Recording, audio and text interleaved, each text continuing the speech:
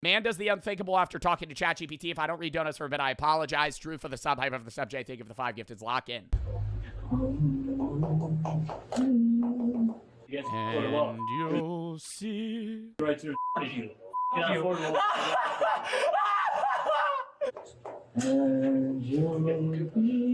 Is he acting like he's like in an anime or something? What was that like evil villain laugh? They're gonna kill you all! Kill you all! Okay, no, there's, this has to be rage bait. This has to be rage bait. There's no way he's pointing a finger gun at the cop right now and singing. They're like, what the your imagination. When police respond to what did he get arrested for? Reports of serious threats to a local business, Ooh. they come face to face with a suspect whose behavior, that may have been shaped in part by ChatGPT, makes it. His behavior was shaped by ChatGPT? What do you mean? Like one of the people that gets in like a relationship with their AI and it gets like convinced to do crazy shit? Nearly impossible to tell what he believes is real and what's a complete delusion. Yeah, I am the lad. The following is based on official police. It is wild how many people are so chronically online that they create this distorted illusion of what like reality is. And a lot of people say that's me, right? Like it's weird because it's like we're in this constant battle of both sides being like, no, you're crazy. You think you're in this alternate reality. No, literally. Like the amount of people that are like, Joe, you're an idiot. Like you've created this weird version of reality for yourself. But in the same sense, I'm saying the same thing about you. So it's like we're both accusing each other of going, no, you're delusional. Like you live in a false reality. You've convinced yourself of these conspiracy theories. And then the other side is going, no, you've just fallen into this woke mindset that this overall arching government has inflicted on you and you're panning into the system. It's like, either way, we're locked. Like, we're all f***ed. Records released to date.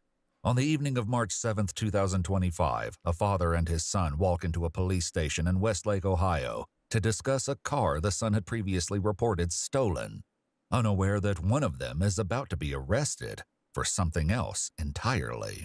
The man in handcuffs is 20-year-old Shion Park, and the discussion. But he went, so him and his dad went to the police station to report a car being stolen, but then just simultaneously got arrested for like a warrant. About the car was all a ruse created by police to have him come to the station voluntarily. It's always Ohio. No, it's always Wisconsin. On body cam videos, it's always Wisconsin. I know the only in Ohio meme, but if you watch a body cam video, there's like a 1 and 2, it's Wisconsin.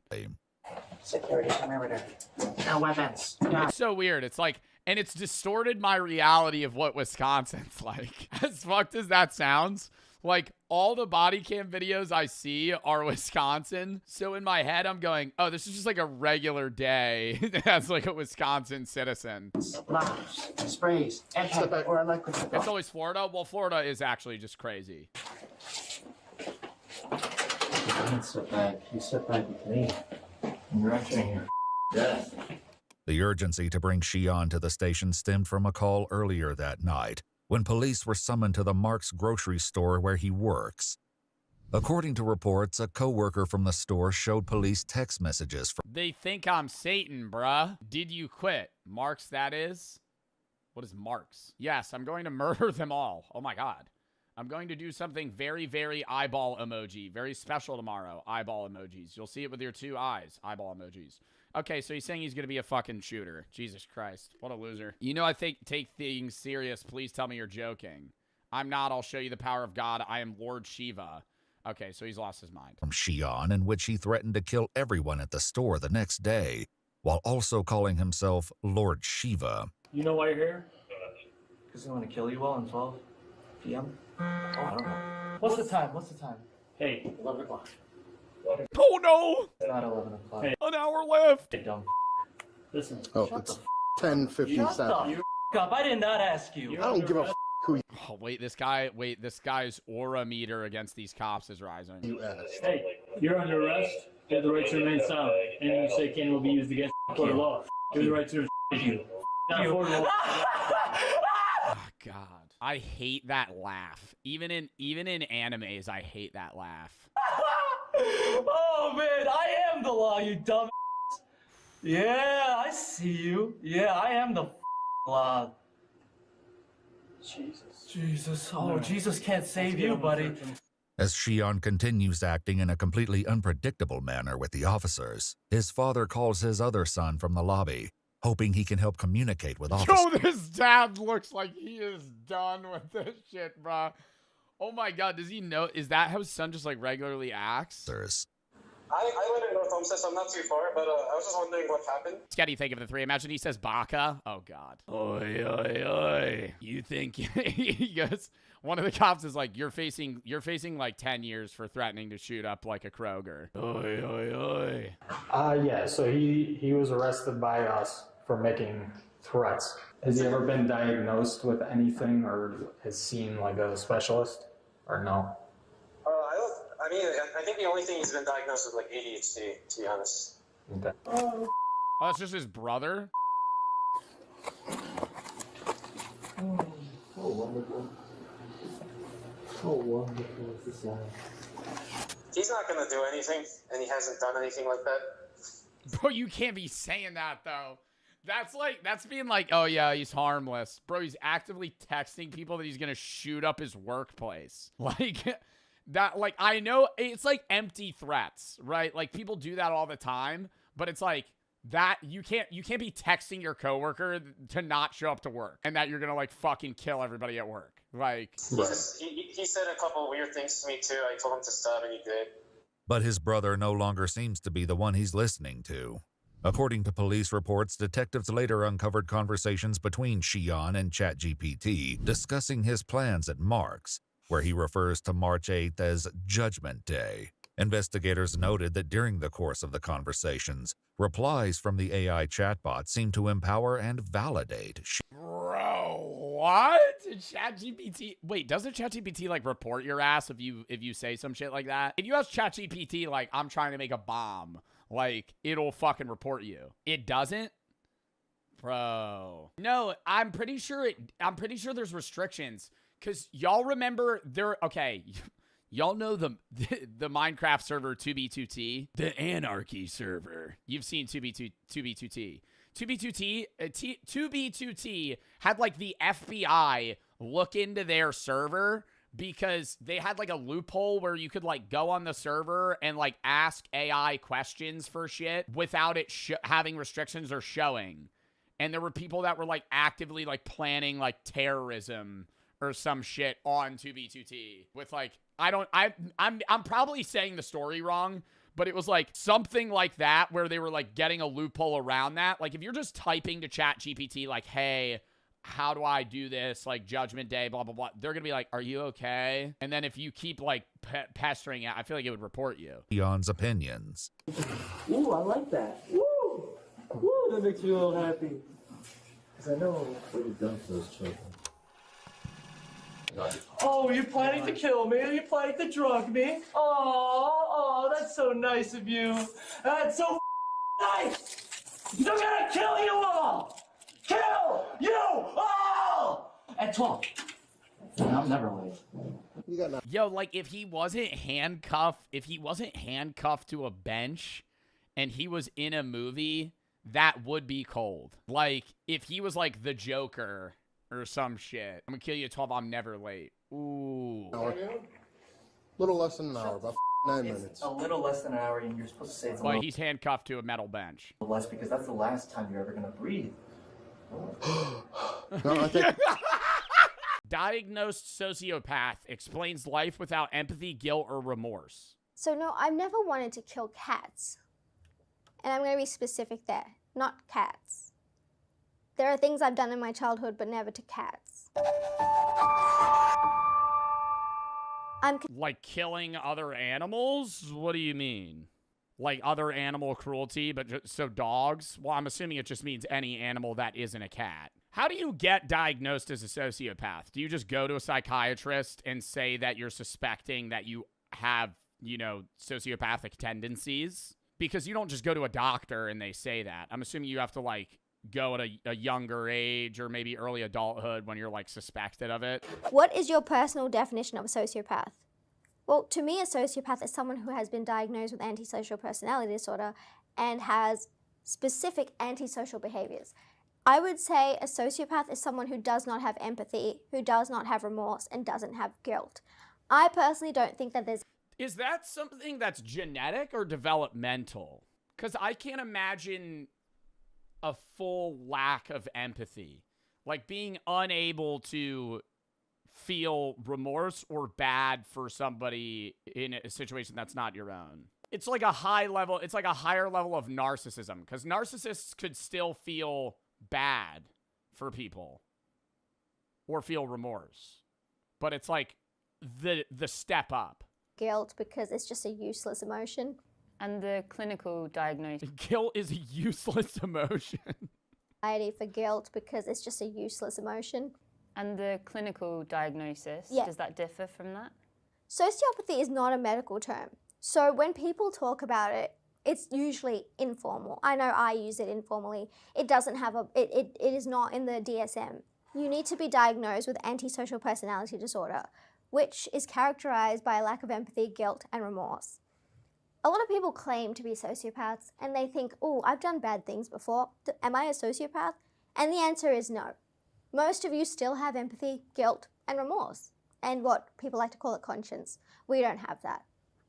But is that a lack of emotions as a whole? Like, how do you not have empathy but still feel sadness, grief, and happiness? To me, it feels like an all or nothing thing, no? I'm not disagreeing with this. Like, I know this is like we're talking about like something that actually exists in today's world. I'm saying I'm confused personally on the idea that like you could feel like sadness or, happiness, but not feel regret, remorse, guilt. Are you born a sociopath or do you become one?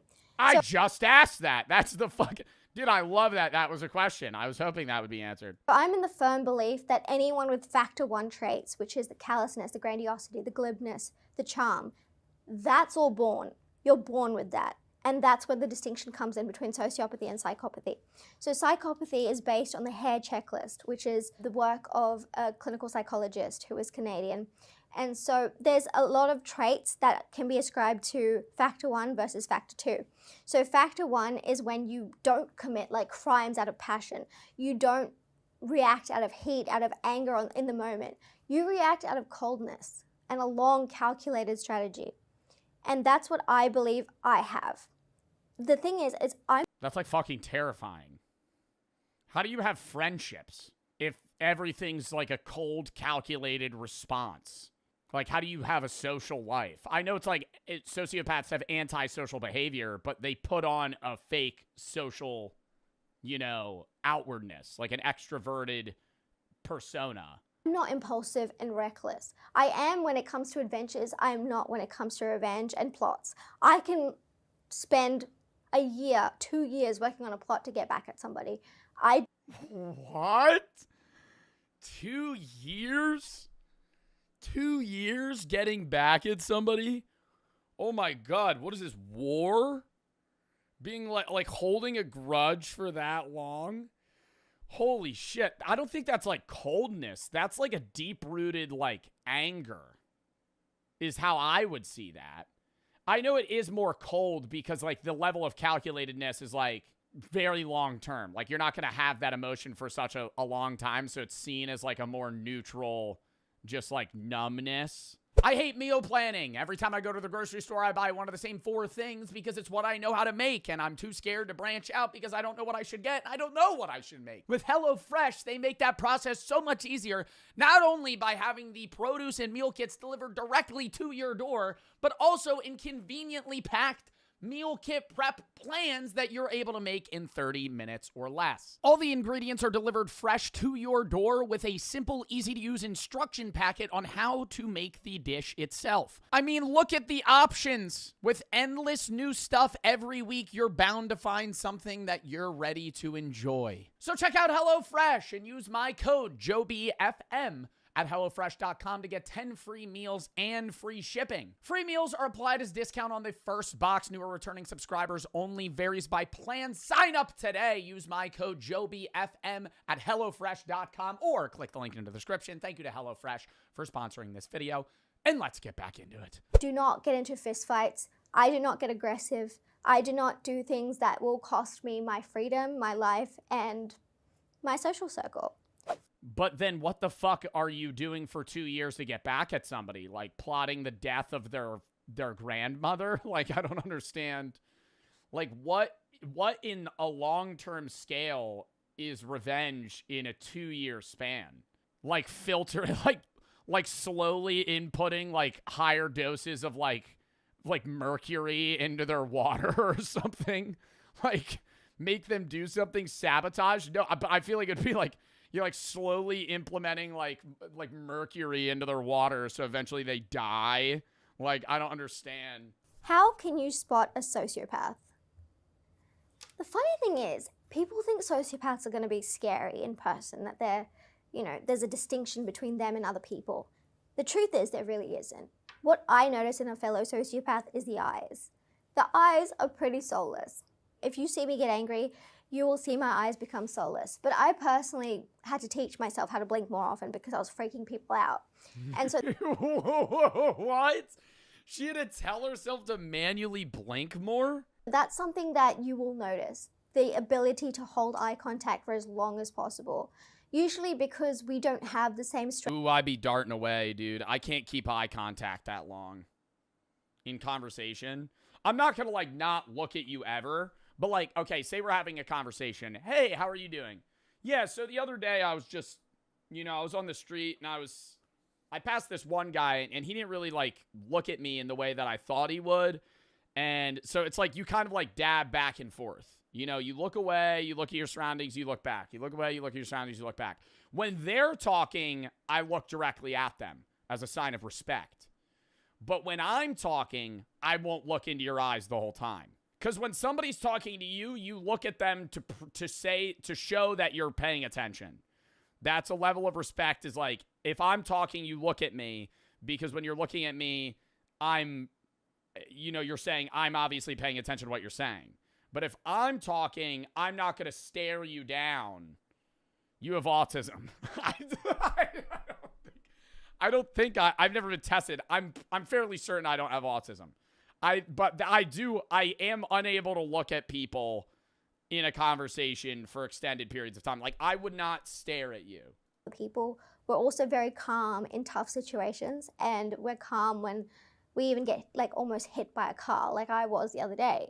My heart rate did not go up at all. So when you notice someone who is exceptionally calm, exceptionally good in stress, it's highly likely that they could be a sociopath.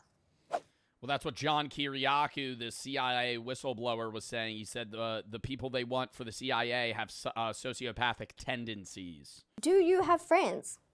I'm a sociopath. I'm not like a serial killer, okay? Of course I All right, well, we started this video by saying you kill animals that aren't cats, which is very vague. have friends. Like, do you think I'm like AI or something? I have so many friends. I've had long-term friends. I've had people who I find to be disposable. And so Yeah, but I feel like she never has a true friend. The way that she's explaining it is like a sociopath would never be able to have that deep-rooted connection with somebody. Like in the Aristotle sense of like utility friends, and then, you know, she has friends that have purposeful, you know, relationships with her where it's like, hey, we're coworkers. I need you to be my friend so we can help each other with this. And then she has friends that she enjoys hanging out with. But it's like, the way that she's describing herself emotionally makes it seem like she could never have like a deep understanding connection-wise with another person. I've had people who I find to be disposable, and so I'll get rid of them when they stop having a use. But my real friend... Okay. See, like that, like that's crazy. Like, the way that she's describing disposable friends, the average person would just say, they're my acquaintance. Like, I have people that are acquaintances where we are friends due to circumstance, But I would not be like, you're a disposable friend. When you're no longer of use to me, I would get rid of you. I feel like that's a very cold take. Who are within the core, they get the best friendship imaginable. Like, I will do anything for these people. But yeah, low-key, having her on your side would be awesome. Where you'll lose me is consistency. And so whoever falls off based on that, I understand. I'd be annoyed too. But it's not a deep-rooted friendship. She's never going to be, like, I understand she's saying, like, she'll be there for you, but it's like, if you're a sociopath, you don't have a sense of empathy, you don't have a sense of care, and you're unable to do that. When your friend goes, hey, I need help moving in, all my other friends are busy, my mom just died, and I have to move out because I can't afford rent at this place, no part of you is going to be like, okay, I need to be there for this person. You would just, maybe from a calculated sense, you're like, this is valuable to me to help this person in this scenario. But that's more of like a personal gain sense than like, I actually just want to help this person because I feel bad for them, you know? What do you look for in a friend? I like someone who is going to be loyal, who will not generally start fights or create a hierarchy within the friendship circle. I don't like hierarchies in those social settings. I need someone who is willing to be there for me at 2 a.m. like I'm there for them at 2 a.m.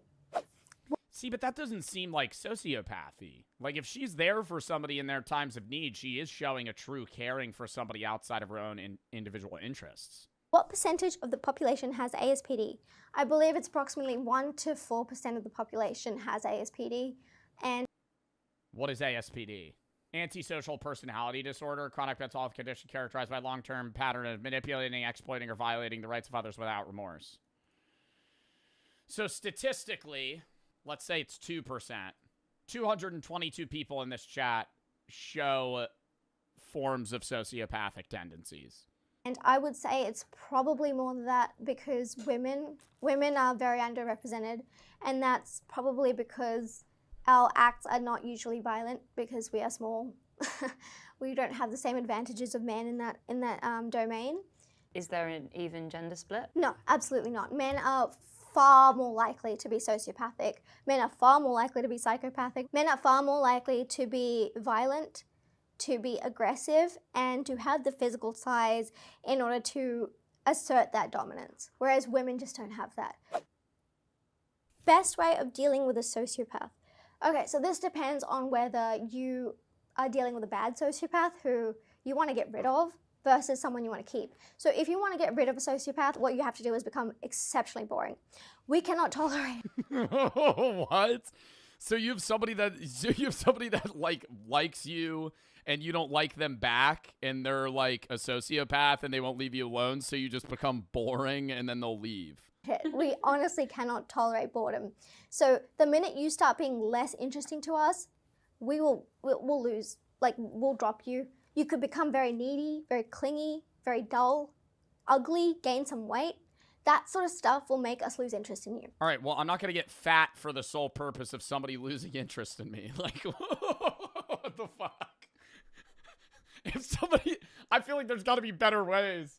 Yeah, maybe acting boring. It's like, all right, yeah, maybe lose yourself a little bit. You just pick up drinking, gain 30 pounds. We are so bored as a baseline. If you bore us even more, we're going to cut you real quick. Like, you'll be out of here in no time. When you say bored as a baseline, what do you mean by that? So I get bored basically just existing. So I don't necessarily feel boredom in the way a child would, but I feel this like sense of restlessness or agitation when I'm not actively a part of something that's going to bring me success or bring me fun. So that's when I start. Doesn't that feel more like an ADHD, like, kind of energetic? That doesn't really feel like a sociopathy thing. That feels more just like a restlessness of constantly needing to be stimulated. Spending wild amounts of money, going on trips I never planned earlier, just forgetting medications and deciding to stop taking them because it's inconvenient going to a pharmacy. That boredom really gets in your bones, and then you just have to do something about it. So it's already so bad. When you exacerbate it, of course we're going to get rid of you. Did you want to kill cats as a child? Why cats? What is that like a thing? Like, people have an interest in killing cats if they're like psycho or sociopaths? No, I don't think I've ever wanted to kill cats. I adore cats. I have 4 Persian cats. So no, I've never wanted to kill cats. And I'm going to be specific there, not cats. There are things I've done in my childhood, but never to cats. You can't just go to the next question. What, you can't just go to the next question and leave that on a fucking open-ended statement there. Yeah, there's things that I did. Like what? What would we kill? Were we strangling dogs? What were we doing? Were we blowing up frogs? I don't understand. Do you want to elaborate or no? You just move into the next question. Thank fuck the interviewer. Aaron, thank you. Thank you for butting in. No. I was a very violent child. Oh gosh. See, that's not elaborating in the way that, see, that's making me more curious. I didn't carry that out past approximately 12. And let's just say in India, when I visited, we visit every December, it's a lot easier to get around the law. It's a lot easier to get around even violence towards other people, towards animals. But it's never been cats. It never will be cats. I love cats so much. But like what I like that's just like okay, there's a difference there though. Like if you're killing like minnows or like fish, I feel like that's like not fucked compared to like okay, you like drowned a dog or something like that. What emotions do you have? Like the level of consciousness of the creature. You know what I mean? Like if somebody was like, when I was a kid, I used to kill frogs. I'd be like, nah, that's bad. But I wouldn't be, like, shocked. But if you were like, when I was 5, I strangled a dog to death, I'd go, whoa. Have you gone to therapy? Or, like, it's, you know what I mean? Like, there's, like, a level of, like, lasting impact depending on the animal. And I'm a sociopath. I'm not AI. I'm not a robot. I have all the emotions. I just don't. Wait, what was the question? Oh, what emotions do you have? And I'm a sociopath. I'm not AI. I'm not a robot. I have all the emotions. I just don't experience empathy, guilt, or remorse. I think the strongest emotions I feel are rage, contempt. Contempt is probably the strongest feeling I have. Disgust. Like people could do the mildest thing and it will trigger disgust. Like most of my actions are very controlled. They're very precise and planned out. But sometimes I do have a rage attack and I worry that one day it might go too far. What does a rage attack look like? So I've been told that it looks like the soul has left my body. My eyes look a lot darker. I have previously attempted to hurt someone with a knife. I've pushed people down flights of stairs. And the rage attack is kind of like just irrational. Like you can't talk me out of it. Like I need the time to calm down because if anyone is getting in the way of that, they're going to be a casualty, unfortunately. Do you feel Bro just used the term casualty. joy and happiness? Yes, I do. I do feel joy. I feel happiness. I feel happy for others if they are part of that call because I see that as myself succeeding. I also do experience jealousy, like an entitlement to an extent. So it's kind of like this baseline of. I don't think that's just a sign from sociopaths, though. I think it's very common in friend groups for people to feel jealous of other friends' success when you got to realize, like, you got to prop up your boys, you know what I mean? Like, witnessing your friends succeed, you should always be happy, regardless of whether you could still. I don't think it's bad to witness your friend succeed and go, damn, I wish I had that. But that shouldn't take away from the level of happiness that you have for a friend. Does that make sense? Where it's like, say your friend wins the lottery. You could go, I wish I won the lottery. But you shouldn't be mad or, you know, upset that your friend won and not you. You could be like, damn, I wish I won. But you shouldn't be like, oh, okay, fuck you. Like, pissed off at them for their success. And then Okay, not success. You know, winning the lottery isn't success. More so like luck, I guess. Anyone can do something like that I find offensive and it will trigger contempt, and then that'll mean they're out of my life. I know a child with this. What advice can you give me in terms of care? Well, firstly, no child has antisocial personality disorder. All they can have is callous, unemotional traits and conduct disorder, which I had. If you have a kid who is showing the kind of callous emotional traits that you would see in a sociopath, it's very important to take that child to the right sort of therapy early. Because even when I was 21, which is when I got diagnosed, my psychiatrist, he's a forensic psychiatrist, he mainly works with prisoners, he wasn't quick to give me my label because he thought, look, you're 21. Wait. The most regretted college degrees. Zach went to college. I did not. Is college a waste of time? According to the Federal Reserve, 35% of college grads regret their field of 35% of college grads regret the degree they got.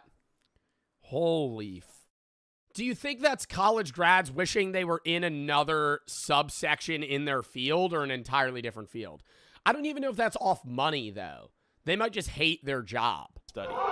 So today we are breaking down the top 5 most regretted and top 5 least regretted degrees.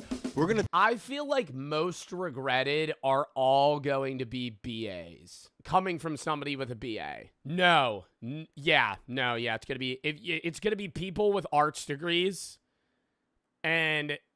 Or yeah, like art humanities degrees. I think, what is a BA? Bachelor's of Arts versus Bachelor's of Science. You could get a BA, or a lot of degrees you can only get in BA or only BS, but there's some that you could get a BS or a BA. But least regretted, I'm probably going to think that people say like comp sci, STEM, like bio or like chem majors. I think most regretted, but it's not even off just money, dude. They might just hate their job. Education. I think teachers hate their fucking jobs more than ever. Not because they don't get paid enough.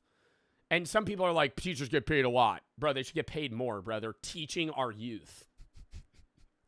Isn't it weird how, like, some teachers make, like, fucking nothing? I'm like, bro, these are the people that are, like, training the future generation. I feel like teachers should maybe potentially be more qualified, but also get paid way more because you're literally training the next generation of people. So I feel like teachers just hate their jobs now because the kids suck and the fucking programs suck. It depends on the place on whether or not you're getting paid well, if you have good material supplies, and then also freedom of teaching. Talk to people. So education's probably bottom of the barrel. I'm going to go like number 2. God, what's number 1? We got to lock in one, before we start the video, we got to lock in one guess on least regretted and most regretted. Least regretted degree. What makes money? I'm going to go like some sort of shit that's like a doctor path. Ooh, engineering. Yeah. Like but like generic engineering or like civil engineering. Lawyers? Bro, I would think lawyer would be in most regretted. I'm going to go lawyer. I'm going to go lawyer number 1 most regretted. Bro, lawyers hate their jobs unless they make bag. Why? Because most lawyers make fucking nothing.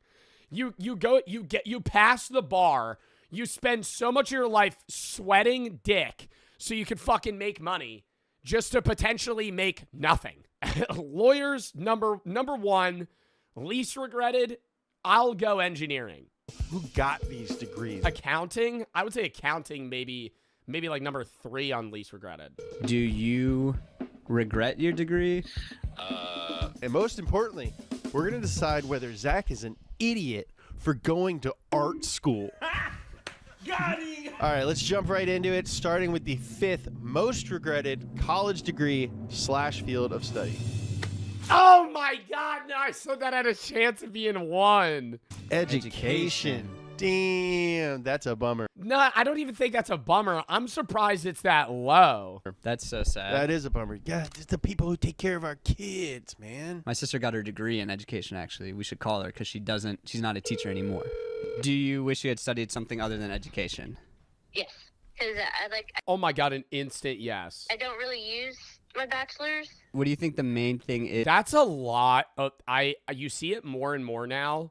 So many of my friends have jobs in fields that have nothing to do with their degree. I don't know if that's just like my friend group, but a lot of my friends are in the union, but a lot of them that have degrees just work in random fields that have nothing to... How? Because a lot of the time, jobs want you to have a degree. It doesn't matter what degree it's in. Not, like, obviously, medicine, STEM shit, it does. But if you're working, like... You could reasonably get a marketing job with, like, a fucking accounting degree or, like, a finance degree. Like, you could get in a similar field but not have the expertise in the major that you had. Do you regret your degree? No.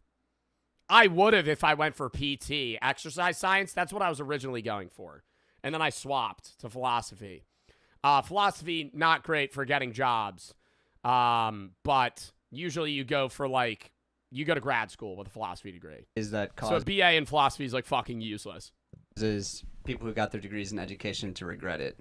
Red tape.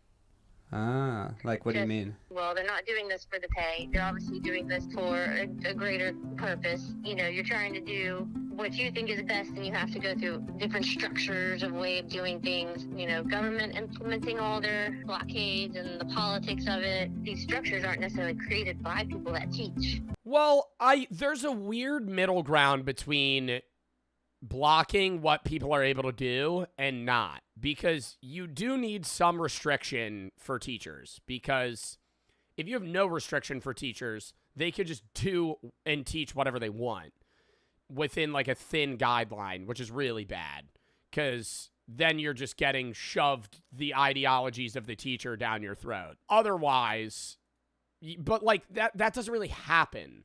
A lot of people say that happens in college.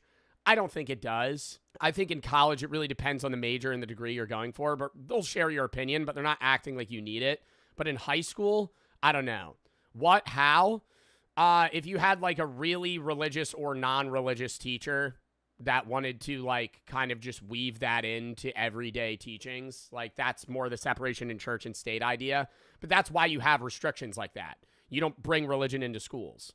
Because if you let teachers do whatever they wanted without restrictions, they would start pushing their religious ideologies onto you, right? Or doing those sorts of things intertwined with their regular teachings. Not always, but I'm saying you can't just have them, you know, do whatever they want, because then they're going to fucking just teach them as if you're their kid. So it's a lot of back and forth. Good thing for that? Yes, but then there's also too many restrictions where they ban books. They don't allow you to teach certain things or talk about certain subjects. On either side of the political spectrum, it's like it becomes a game of like what's allowed and what's not allowed to talk about in a classroom. And it's like you get a long list of like this, and this is a no-go. Come up against, I don't know. I went to a private school, like I went to a religious school in high school. And a lot of the teachers that I talked to openly said they make less money at that school, but they would rather teach there because they got to teach what they wanted to. Because private schools have more free reign. Outside of the religious aspect. outside of the religious aspect of the school where you're taking theology classes. It's more like when I took world literature, my high school teacher got to pick every book we read, right? He mapped the class himself. There was no guidelines. It's just like they need to be able to learn some sort of comprehension. Bureaucracy. Yeah. Thanks for being in our video. Yeah, thank you. You're welcome. Bye. That was insightful. Yeah, for sure. What a bummer for that to be the first one, dude. Yeah, dude. Let's get a little bit more My positive. Number 5, least. Dude, there's too many fucking chords in this cuck-ass room. Lock in. Regretted. Business/management. That. It's because it's a broad degree. You could get so many jobs with that major, but I feel like a business management degree. Ooh. Wait. Sorry, I was thinking. Business management, understandable. Most regretted, communications is on this list.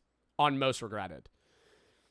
Least regretted, I could see accounting, finance. Makes sense. So business and management includes a lot of things. Business administration, finance, marketing, accounting, human resource management, international business, basically anything that needs to be taken care Okay, so we're just lumping all of that into 5. of is in business. I think people who get this degree have no delusion about what their life's going to be like.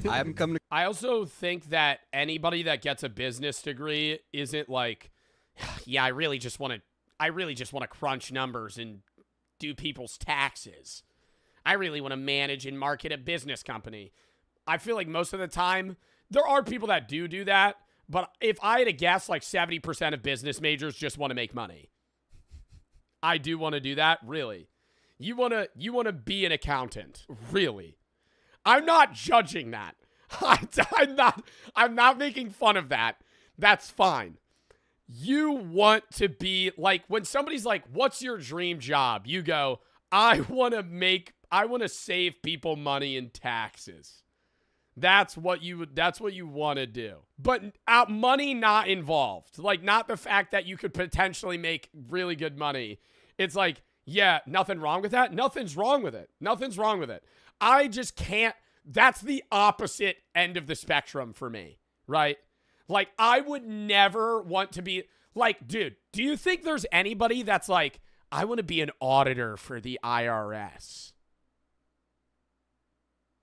Like, that's the job. That's the dream job, is auditing. Like, that sounds so bad. I would hate that job. I mean, maybe you get some sort of pleasure in like sticking it to the rich guy that didn't pay his taxes. But it's like, oh, fuck, bro. You want to work for the IRS? College, have a good time, and if things don't work out, hey, that's okay. If they do work out, great. You know, like, it's just business, dude. These guys have TikToks, and they walk up to restaurants and try and get in without reservations. Let me see if my buddy Matt, I think he majored in business. Yo, Matt. You majored in business, right? Yeah, I majored in marketing. Hi, I'm James. I fully think, bro, I really don't think marketing degrees are needed for the marketing space, though. And I whenever I have takes on this shit, a lot of like the YouTube commenters, if this becomes a video, Joe's such a fucking idiot. He knows nothing about marketing. I know. I'm just saying this is my personal perspective. You say I'm an idiot. That's fine. Explain why, and I'm fine with that. Right? I'm not saying you're wrong. There are times where I have horrible takes. But I don't think... I took a marketing class in college. It was daycare. Everything that I learned in that class was absolute horse shit. And when I was taking the class, one of the main things that people say, and I kind of agree, is why the fuck are you a professor if you're so successful in marketing? I'm sorry. I get being a professor for like chemistry or philosophy or fucking STEM shit. Why are you a professor for fucking marketing if you're a marketing guru? Wouldn't you be making racks marketing? And you're teaching me the fucking tips and tricks? Bro, I feel like I'm getting a fucking PowerPoint rundown made by ChatGPT. I remember the first fucking 3 weeks of class was about like perceived value. Oh my God. It's just basic shit everybody knows. You've seen an ad.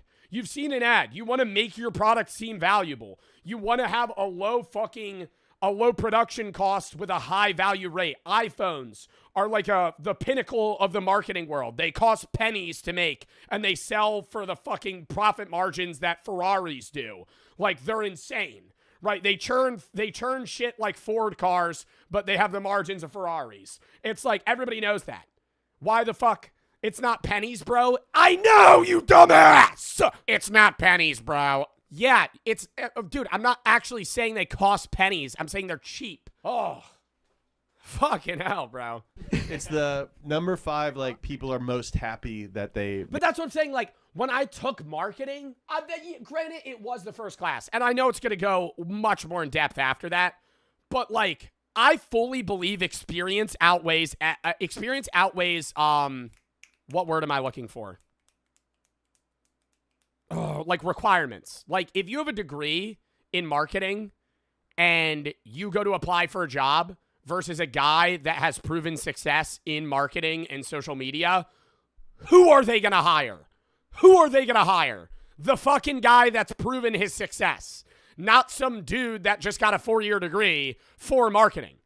Like, that's why when you go to the, like, business in general, do the internships.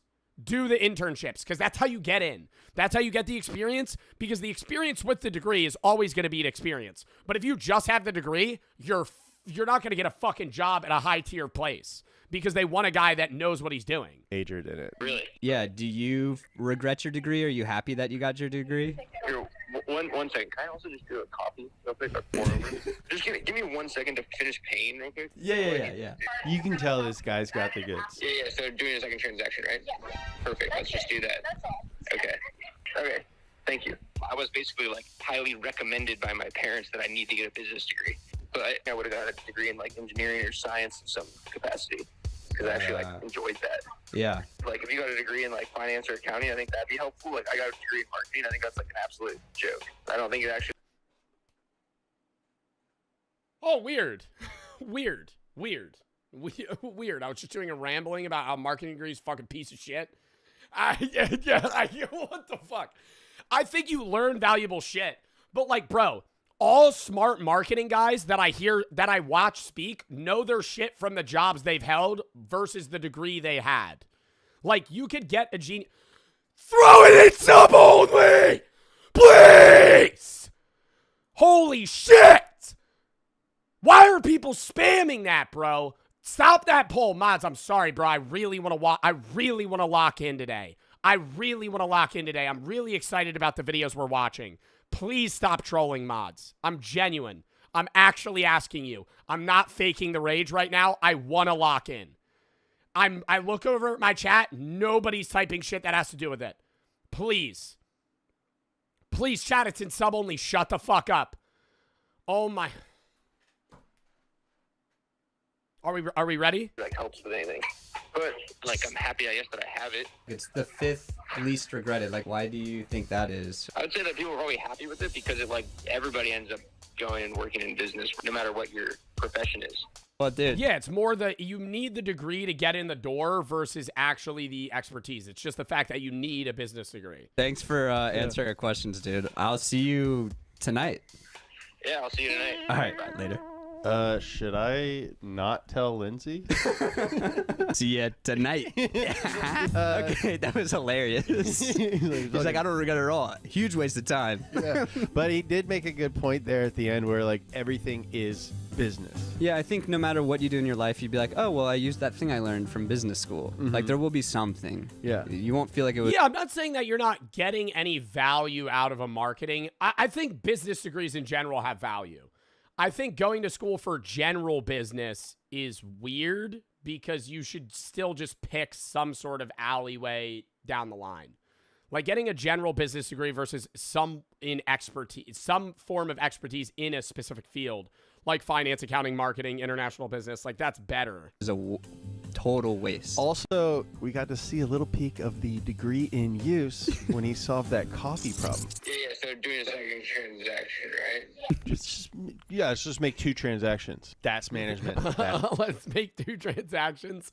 Yeah, your fucking business marketing degree is really going to come in handy when you're at the checkout line at Starbucks. It's business. Now back to the sad list. The number 4 most regretted college degree / field of study is... Bro, those are literally the 2. Oh my God. No, I thought law would be number 1. What are the other 2 or other 3? Law, I fully get people hating because the success rates. Law is also so stressful. Passing the bar exam. Oh, law. Really? Chat, it's not pre-watched. Those are the 2 most really? Those are the most obvious degrees.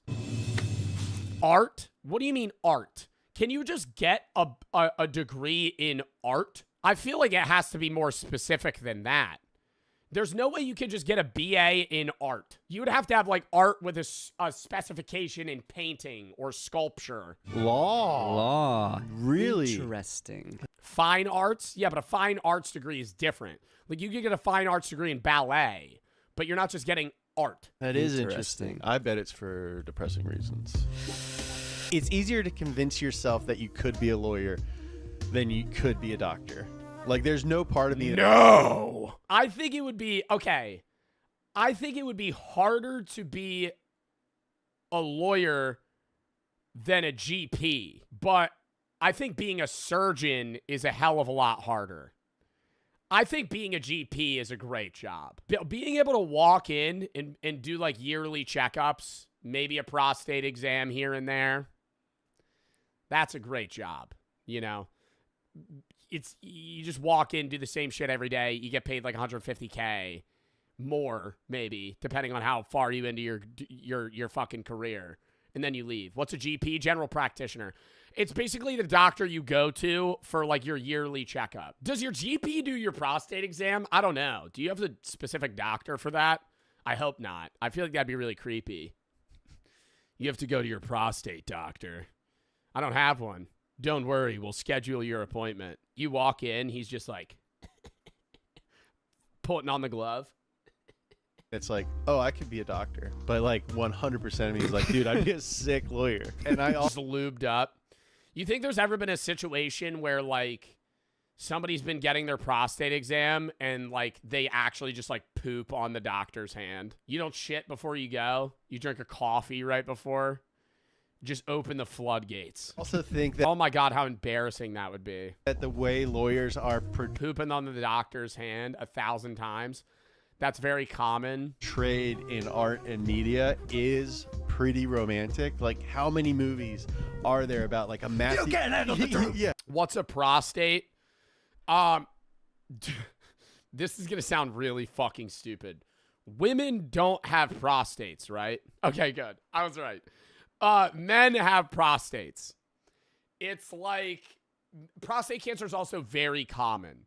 Like if you live to 80, you're probably going to have prostate cancer. Most of the time, like my grandfather died with prostate cancer, not of prostate cancer. He had prostate cancer for like 10 years.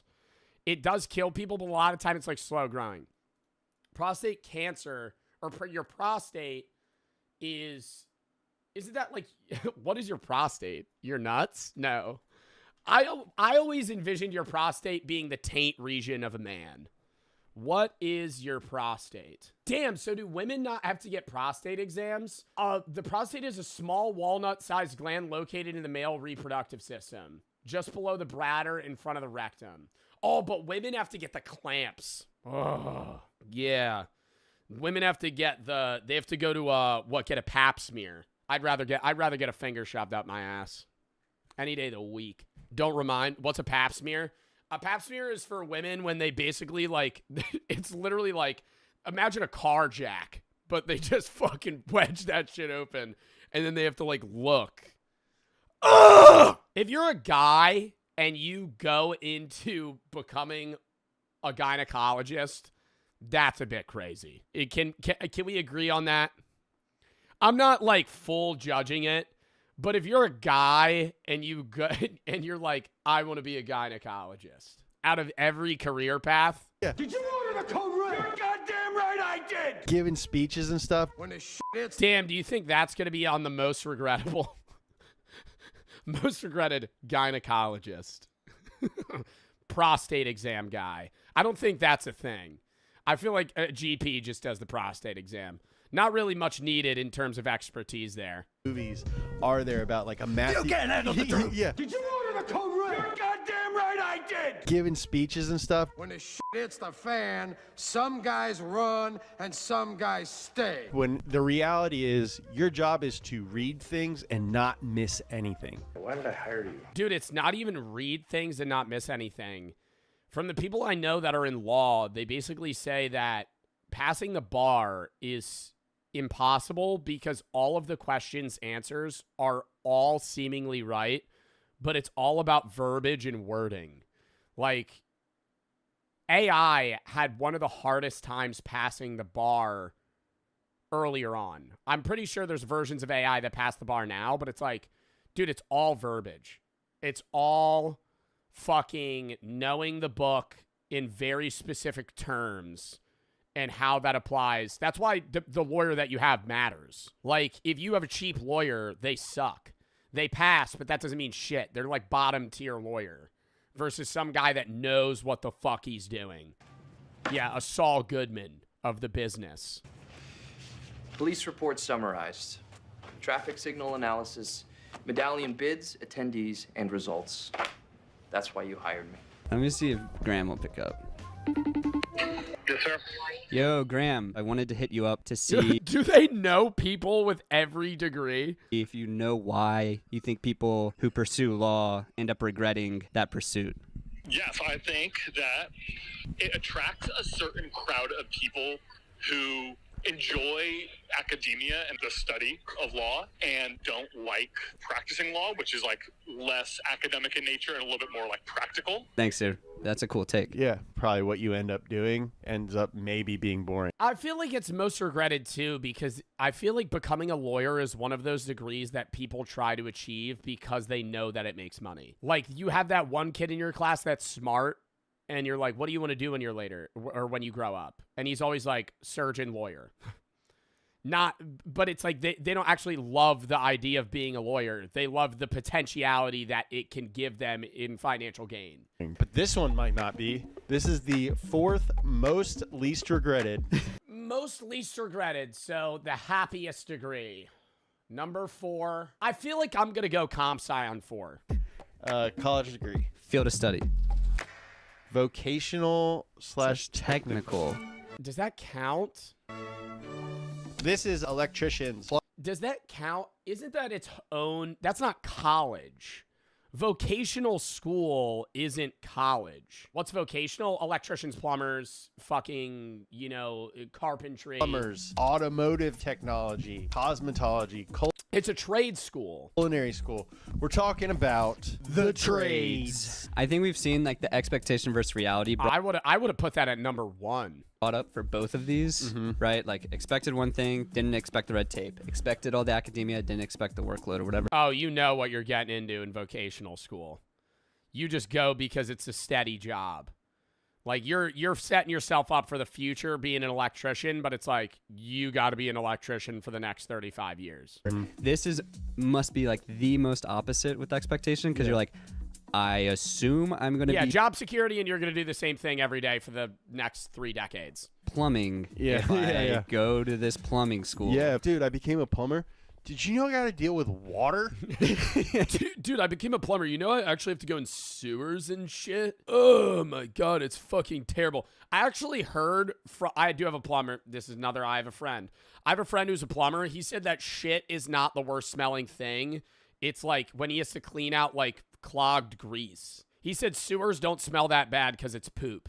He said like rotting food and like grease is by far worse. Yeah. So it's worth noting that there are other factors beyond the field of study that affect whether someone considers their education worth it, like level of education. So people with master's or doctorate degrees felt their education was more worth it than people with associate degrees.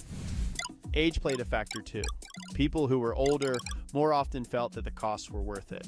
Well, I also think it's the time that we're in where like getting a college degree 40 years ago was like a fucking cheat code. If you had a college degree in the 80s, bro, that was awesome. Now everybody has a degree. So if you're getting an associate's degree, that's like wiping your ass with a fucking dollar bill, dude. It's like you're just spending money. You're not really getting much out of it in return. Because that's a 2-year diploma. Which makes total freaking sense. The survey said what you're probably thinking. There's high schoolers. Some of you guys are probably going to graduate with a fucking associate's degree. Like, getting an associate's degree, it's like if you're going post high school, a lot of people are like, why am I wasting my time on this? Education may also be driven by the rising costs of higher education and the increased use of student loans, which makes costs remain more salient into adulthood. All the old people in the survey, you like see the bars on these charts, and they're all like, I don't regret it at all. Yeah, I had a blast. I had so much fun. It cost me $36, and then I bought a house for $15,000. Then I just sold it for $4 million. Another big factor is whether or not people have student loans. That makes sense. It's just obvious. I mean, it makes sense. And the final big factor is the type of institution. Public institutions are like UC schools, state schools, you know, Ohio State University or Florida. It's definitely the most common type of college. Then you have private non-profit schools, which is like USC or small liberal arts schools. All the Ivy League schools are actually in this category. And then private for-profit institutions are like DeVry.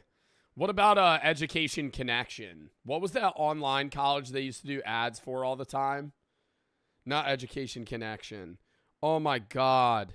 Dude, I remember I would see that shit. This was like 2012. What was that school they always did online shit for? Get Connected? Well, it wasn't Education Connection. Education Connection wasn't a school, was it? Was that a school? I thought it hooked you up to a school.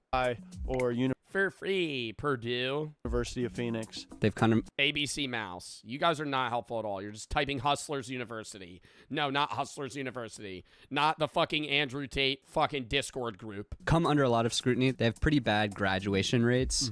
I don't want to disparage people who graduate from DeVry, but... My interpretation is it's like the bank, which is not a perfect institution, versus the payday loan place. Yeah. Which is a less perfect institution. Up next, the third most regretted type of degree, life sciences. Sciences. Interesting. Life sciences. Oh, science that deals with life. We're talking biology. Biochemistry. Molecular. Really? I would have guessed that those were at the top.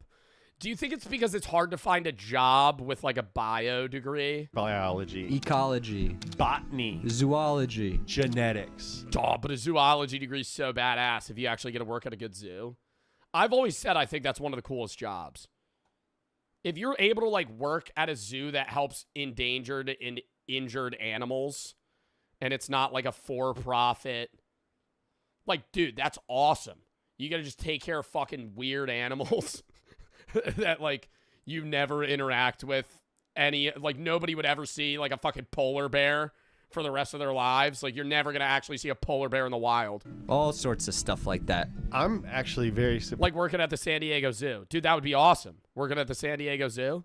Working at fucking like any weird aquarium. Surprised that so many people would that be a marine biology degree or a zoology degree? Regret going into this field. This seems like one of the fields that like you know what you're doing. I'm gonna go study plants. I'm gonna go study dolphins. I'm gonna go study the human systems. Let me see if Mooney picks up because, you know, I haven't talked to this guy in forever. It's just kind of fun. I'm getting called old friends. He's calling a guy he hasn't seen in 15 years.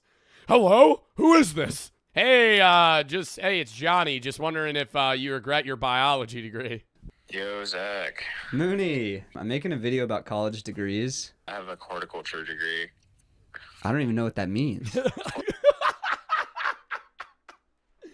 Chat, guess what the fuck is horticulture? I feel like that has to do with something with like seeds or like not farming. Horticulture is like the... Dude, you know, I don't know if you could get this anymore. You know, you used to be able to get a degree in animal husbandry. You used to be able to get a degree in like animal sex. Study of fruits and nuts. Oh, what? You could get a degree in the study of fruits and nuts. That is so specific. Where does that degree take you in life? Like I'm not saying that's bad, but like I'm genuinely curious, like where are you going to work at, like Planters Peanuts? Like are you going to go where do you get a job? Oh, horticulture. I guess the question is do you regret your degree? Maybe I'll just speak for like agriculture. Like if you work on a farm your whole life, like you don't really need a degree unless you're doing research, you're probably doing some like grunt work that you don't need a college degree for. And like the pay isn't great. And then I would say like, if you're doing like life sciences, you're either teaching or you're working in a rural area. Yeah. You know, can't like live in the city, you know, like. But you're happy with your degree? Yeah, I'm pretty happy with my degree. You know, a lot of people don't go into research, but in my case, I did. So that's why it was useful for me. You got a PhD, didn't you? Yeah, I'm still doing my PhD. And you're like breeding A apricots? PhD in horticulture? Yeah, what are you getting? Hey, I'm actually a doctor. In what? Fruits and nuts. You know, I could actually just eyeball that mixed nuts bag you have there, and I could tell you that that's 73% peanuts. Gives me some sort of, I guess, X-ray vision. I could smell a nut and tell you what type of nut it is. I'm breeding hazelnuts. Oh. Yeah. He's breeding hazelnuts. That's the research he's doing? Resistant to, like, fungus or something? Yeah, exactly. Oh, that's kind of badass, though. No, that's actually kind of sick. Wait, what? He's, like, making his own type of hazelnut that can't die to fungus? No, that's actually awesome. But you have to get like an actual doctorate to do that. Can't believe I nailed that. Dude. Yeah. Aren't you trying to do it the natural way or something? Yeah, we've collected these hazelnuts.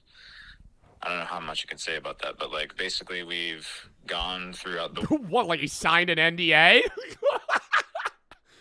This is real underground shit, you know. So let's just keep this off the record.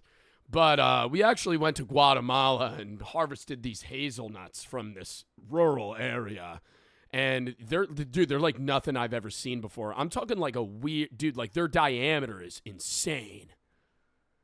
Like he's just so hyped about this. World before any of these like, you know, wars started happening in Russia and like geopolitical stuff has been happening in Turkey, but. Redacted?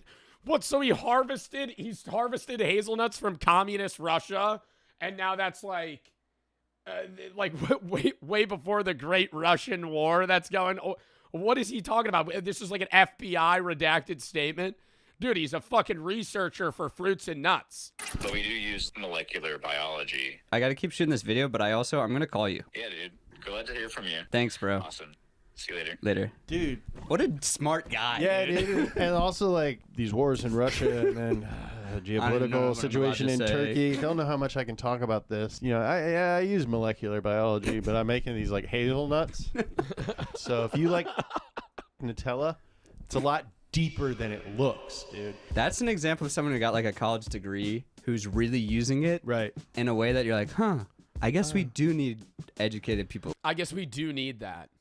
Because even in fruits and nuts, do you think horticulture goes to like people that are trying to make it? Because I watched a whole video the other day at like 3 a.m. about how like the fruit at your local supermarket makes it there from like fucking Argentina.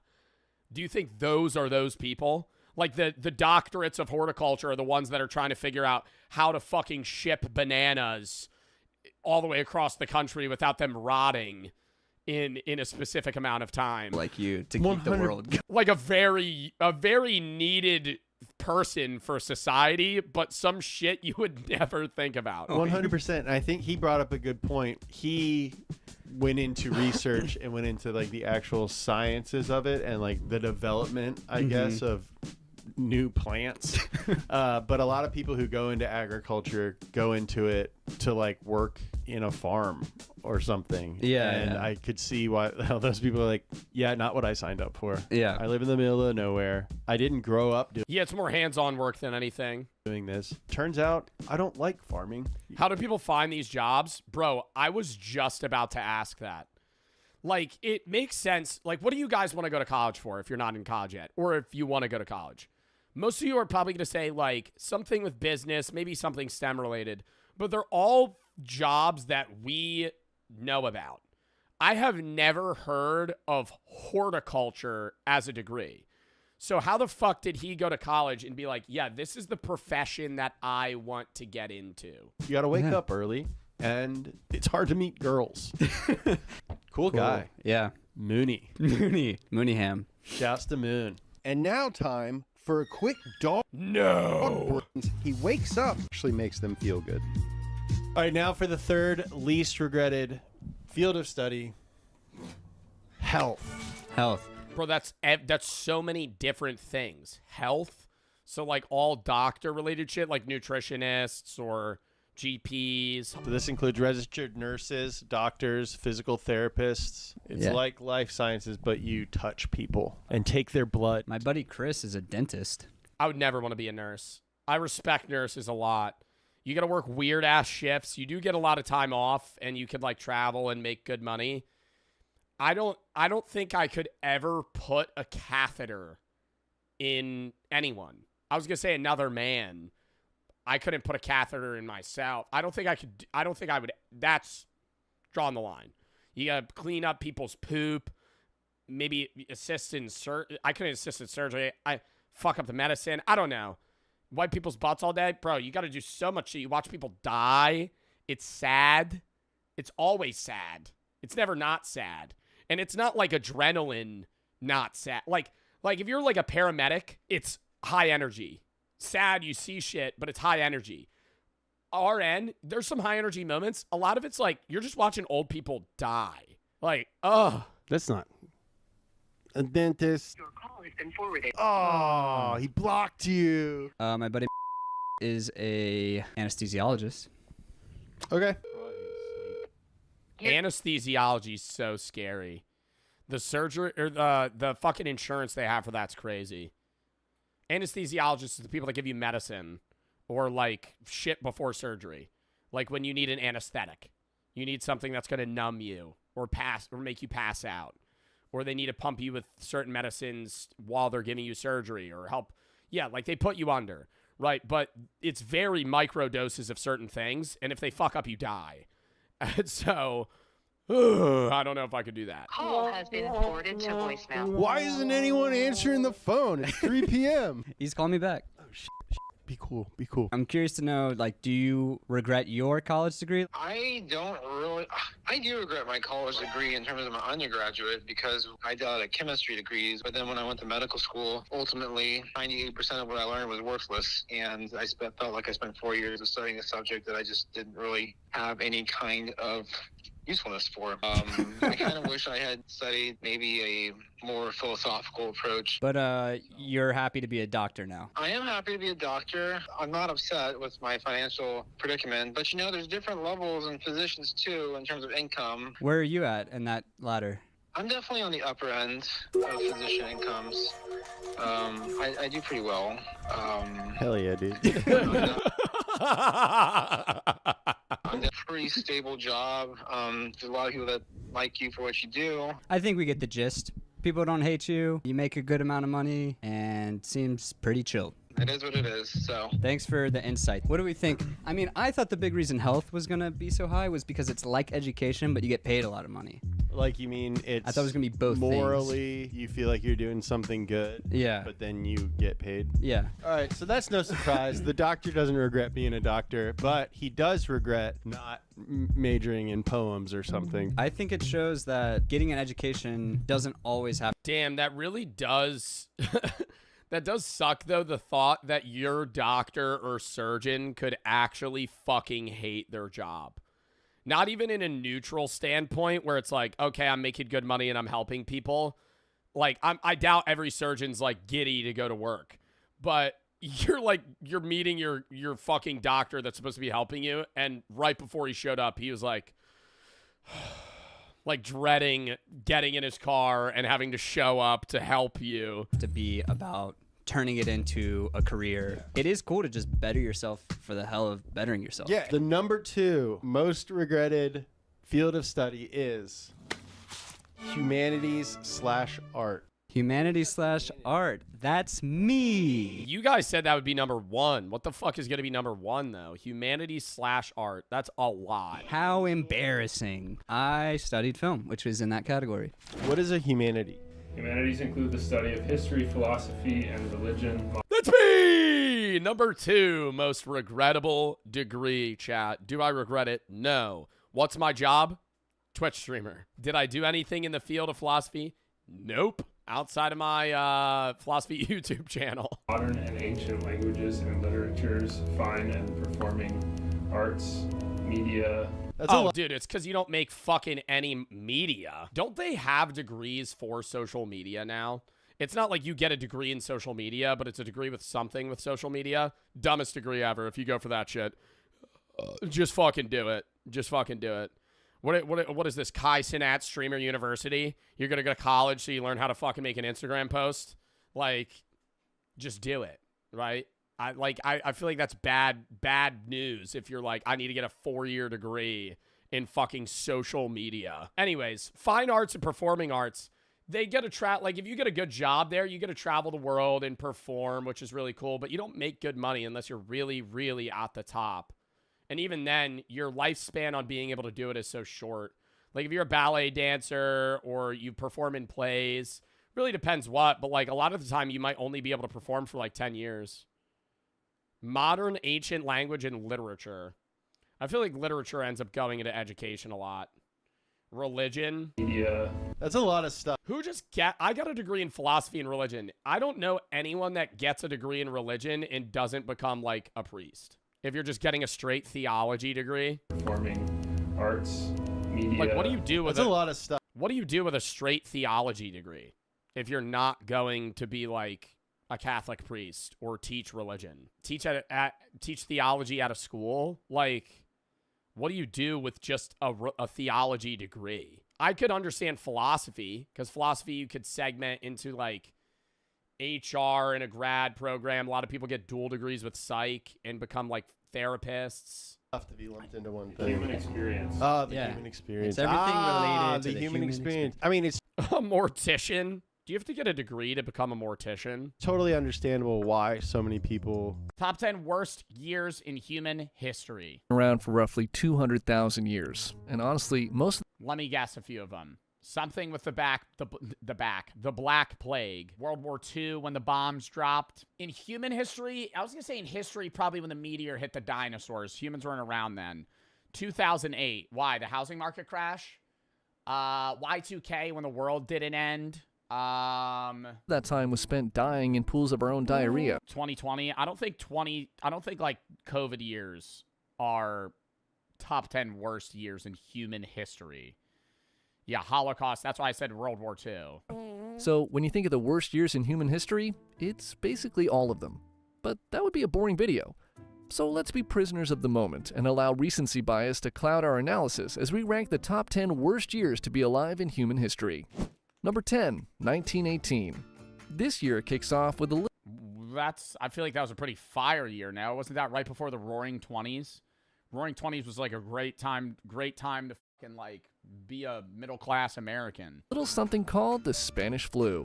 Unless you were black or a woman or a minority or a non-white man or disabled. Okay, so maybe it wasn't a great time to be alive during the 1920s. Surprisingly, this flu wasn't or gay. Yeah, okay. actually from Spain, but it was still no bueno. Exact numbers for the death toll are kind of hard to pin down. Oh, Spanish flu. But estimates range from 20 to 50 million human deaths globally. The Spanish flu was 50 million deaths. How many people died from COVID? 7.1 million. Wow. So Spanish flu was like 6 times that? No, 7 point something times. particularly deadly for 2 reasons. 1, it was a brand new strain of the flu, and 2, the conditions of the Great War made it so much easier for the disease to spread. Soldiers returning home brought the flu with them, infecting people in remote areas who had no immunity to the virus. What was extra special about the Spanish flu was that it was unusually deadly for young adults compared to other flu viruses of the time, leading to a significantly higher death toll.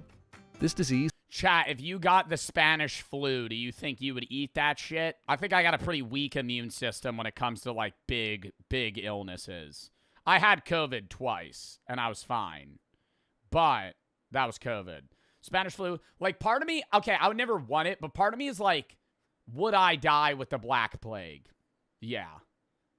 No modern medicine, right? Like, let's say you get the Spanish flu, but you're not allowed to take like Advil, Tylenol, nothing. Like, you're just you're ripping it. You know, like you're lasting that shit out. It's wraps. Most of us are dying. Was terrifying for doctors. Black Plague has to be on this. The Black Plague was so bad that people thought it was an evil that brought the end of the world, bro. That many people fucking died. There were bodies in the streets, piles of dead people. When the Black Plague was like the devil himself coming back to Earth, bro. Like a third, it was a third of Europe. I'm pretty sure it was more than a third of Europe. I think it was maybe a third of Europe as a whole, but a ton of, like, certain areas, like, almost everybody died. How many people in Europe died of the Black Plague?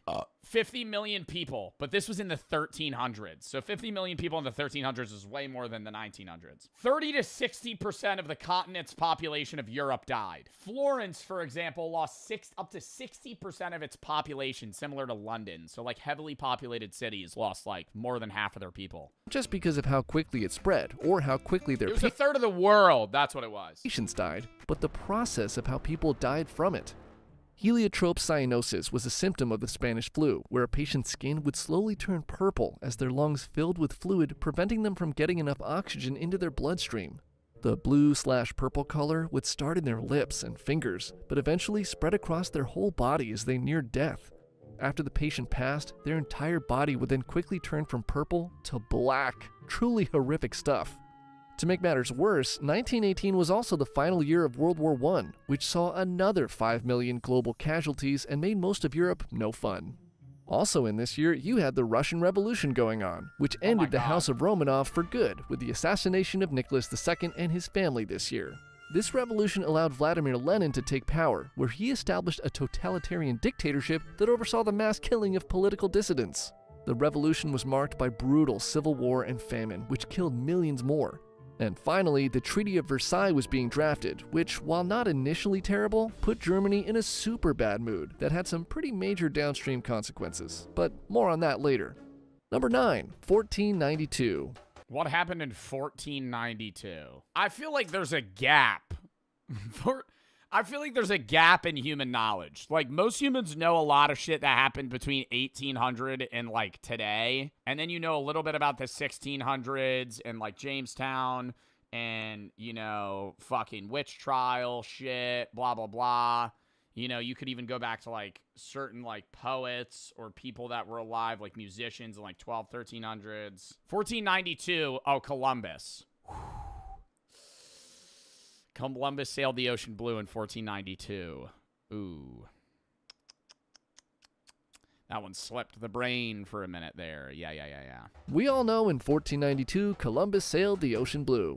But by doing you gotta say the rhyme for me to know. You can't just show me the date. that, Columbus also opened up a portal to hell for nearly everyone who is currently living in the Americas. Yo, that motherfucker was a horrible person, bro. They don't teach. Yo, they deadass didn't teach. I feel like now they probably do. I remember when I was a kid, bro, they did not teach about Columbus being a horrible person. They were like, Columbus founded the Americas. That motherfucker lied to the Native Americans and said that the fucking moon was gonna, or the sun was gonna disappear, or the moon was gonna disappear. They lied. He was like, hey, the sun's gonna disappear if you don't fucking give us food. And they were like, no, it won't, because who the fuck would believe that? And he just knew knowledge about astronomy, and he said his god was more powerful than theirs. And then there was a fucking solar eclipse, and the sun disappeared.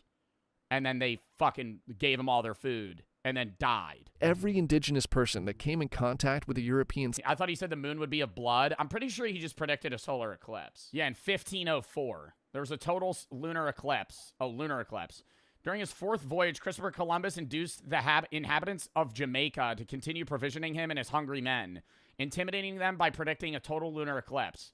Some claim Columbus used the ephemeris of the German astronomer, but Columbus himself attributed the prediction to the Almanac of Abraham Zacuto. He got beached, blah, blah, blah. They needed food. They couldn't give it to him. And then he, like, basically just, like, settler was lied either to them. He would also, like, you know, do some pretty fucked up shit in general. Killed by a disease, killed in the slave trade, killed in war, or died of a broken heart. And while it certainly didn't all happen in 1 year, the introduction of European settlers to the Americas ended up killing 90% of the indigenous population. Even if it was a peaceful interaction, Europeans brought over diseases that the Native Americans hadn't encountered yet. And then they all died. Same thing with, like, a lot of encounters with, like, Amazonian, like, tribes. Like, you just, like, go see them. You could be peaceful, and then they're all just gonna get, like, fucking smallpox and die. Diseases like smallpox, measles, and influenza decimated communities that had no immunity to these foreign illnesses. I guess one could argue that the events of 1492 had positive effects. It was not peaceful. I'm saying there was multiple interactions. There were instances of peaceful interactions. Many were not. On much of humanity. I'm not with Columbus. I'm talking about, like, people just arriving to the Americas. Leading to the age of exploration and the eventual globalization of trade and culture that brought us things like pizza and chocolate. However, the near extinction of an entire continent civilization does put it on our list. Number 8, 2008. This is probably the housing market crash. I feel like we're jumping pretty heavily here. The housing market crash of 2008 was worse than smallpox. Height of recency bias, but and Vladimir Lenin. Who cares? It sucked. 2008 was the year the entire world realized that rich people just basically make up how much money there is. And for a number of reasons too complicated to go into in this video, something called Lehman Brothers went out of business, and then the entire global economy collapsed. Stock markets around the world crashed. The American auto industry nearly went belly up, and the cost of food and gas. And the bubble of borrowing money or having debt to buy assets is like what's happening right now with the AI bubble. I'm not trying to like make people panic, but the shit that happened right before the 2008 housing market crash where people were taking on debt to buy houses and assets is exactly what's happening right now with big businesses. So if it fails, they're fucked. Went through the roof.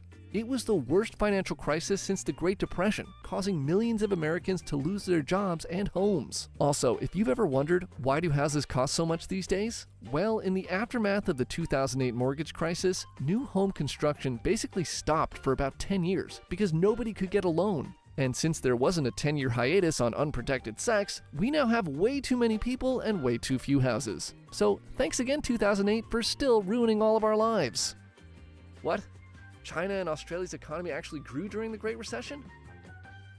What do you mean America isn't the center of the universe? Number 7, 73,000 BC. Yeah, I feel like that's a little absurd to put the 2008 housing market crisis as one of the worst years in human history. Like, I wouldn't even say that's like top 50. Like, you could say 1930s was like the Great Depression, because that was bad for the world as well. Okay, so we're a little loosey-goosey on the exact year, but trust me, whenever it was bad. Rewind 73,000 BC. I love how we're jumping around history right now. We got Spanish flu. We have Christopher Columbus, 2008, and now 73,000 BC. Clock 70 or so millennia, and you'll witness what's known as a super Pompeii. When was Pompeii? Wait, is this Pompeii? Volcano eruption. No, Pompeii was not 73,000 BC. 73,000 BC, there wasn't fucking cities yet. When was Pompeii? That was probably like fucking 3,000 years ago. 79 CE, so 2,000 years ago. This particular event is known as the Toba catastrophe and is probably the thing Indonesia is second most famous for after Komodo dragons. This eruption set off a 10-year volcanic winter that nearly eliminated the entire human species. The Toba eruption released so much volcanic ash into the atmosphere that it blocked sunlight, leading to a drastic drop in global temperatures. The few survivors faced harsh conditions, with scarce food and resources, struggling to maintain their communities. The entire human population left on Earth was somewhere between 3,000 and 10,000 people, or roughly the size of Brandon, South Dakota. And we're all descendants of them. Wow. We're all related to those people. I feel like that's so cool that like every person has a common ancestor, like what, 60 people ago or something. Like there's somebody that so we're all related in some way. Yeah. But not in a sense of like incest. But then I'm pretty sure this era is when they were making like was it whale bones? No, I think it might have been like, what's that motherfucker from Ice Age? A mammoth. Mammoth bone huts. Yeah, people used to live in this. Stuff that looked like this. Ukraine. Mammoth bone structure homes. This is like when it was like really fucking cold out. They would make shit like this out of just straight animal remains because it was so insulative. And they would put like hides and other stuff on the outside because it was just cold as fuck. You've never heard of Brandon, South Dakota? Okay, Madison Square Garden can hold around 20,000 people, so the entire population left on Earth after that eruption could fit in MSG twice. This phenomenon is known as a genetic bottleneck, and is also why we're all kind of related. Number 6, 1929. The Roaring Twenties came to an abrupt end in 1929 when the U.S. stock market crashed, setting off, stop me if you've heard this before, a global economic collapse. The Great Depression that followed was a decade-long economic— Oh no! Oh no! American steel is down. Is down. Let me go withdraw all my money from the bank. And then they had no money. Disaster that affected almost every country in the world. Yeah, imagine pulling up to a bank going, I want to withdraw my money. And they go, we don't have it. Huh? Huh? Mental health was— we don't have it. Huh? at an all-time low immediately following the market crash. Self-deletion rates were so high that some hotel operators in New York City would ask guests if they needed a room for sleeping or jumping out of. That's real. In the US, 1 in 4 people became unemployed, and wages for the remaining workforce were basically cut in half. Bread lines and soup kitchens became a common sight, and many people lost their homes and savings. One farmer of the day knew he couldn't afford to feed his sheep, so he slit their throats and threw them down a canyon instead of letting them starve. It's like, wow. What? They don't like sheep? The events of 1929 set off a decade of economic hardship that culminated in Earth's favorite pastime, World War. Number 5, 1601. If you take one thing away from this video— Is that the witch trials? When were the witch trials? I was just in Salem. No, that was 1692. It should be that volcanoes are bad. So bad, in fact, that one volcano in Peru basically turned the lights off for the whole planet. The eruption of Huayna Patina in 1600 was one of the largest volcanic events in recorded history, spewing vast amounts of ash into the— Bro, I want to see the volcano eruption that's that big that it blacks out the sun from the whole world. One volcano erupting that much. Atmosphere. The summer of 1601 was known as the summer with no sunshine. Sunlight levels dramatically decreased everywhere in the world, causing mass famine, but nowhere more so than Russia. The lack of sunlight led to crop failures and livestock death. A third of the Russian population starving to death in the 2 years following the eruption. No sunshine also meant it was extremely cold, so to keep warm, many in the region turned to killing any animal with fur they could find, not just for food, but also to create clothing and blankets. Accounts from the time describe people so desperate for food that they ate grass, their pets, and each other. Which means all of us are just one cloudy summer away from cannibalism. I'm not eating my dog. That's the one thing I'm saying right now. I would not eat my dog. If I was starving, bro. Number 4, 1940. I will. You'll eat my dog or you're going to eat your dog. Javi, I'm telling you right now, you ain't eating my dog. I'm eating you before I'm eating my dog. 42. Not much to see here, just worldwide violence and genocide resulting in millions of deaths. At the tail end of 1941, Japan made a monumental strategic error and, not so elegantly, insisted that the U.S. become heavily involved in World War Wait, which one is this? Oh, 1942. II. This essentially turned America into a death factory, where every able-bodied human was either making stuff that killed people or— This is like a 45-year-old man that's just like, yo, I don't give a shit. Say it's a little less because that's the last time you're ever gonna breathe. No, I think that was. Oh, no, I'm still breathing. Oh, crazy. I thank you so much. If you shake my hand, I will free you from your agony. But I know you won't shake my hand because you— Oh, I thought he was doing a finger pistol. He was putting out his hand. You would never shake someone's hand. I shake plenty of people's hands. Can you shake my hand? I just ain't shaking yours. Your life depends on it. No, it doesn't. I guarantee you have no bearing on Bro, what am I watching? I feel like he's just rage baiting this cop. 2, 1. Thank you. You know, I love you. I love you very much. Good. And you know, second chance. Do you know what today? Second chance. One more chance on the handshake. It's still warm. It's still warm. It's getting cold. Do you know what tomorrow? Shut up. Pop it back in the microwave. Oh, God. Tomorrow is? Shut up. Do you know what tomorrow is? Shut up. I was not speaking to you. And you be in a world of pure imagination. Please. Forgiveness Please, forgiveness. What do you have to do? What do we have to do? What do you have to do?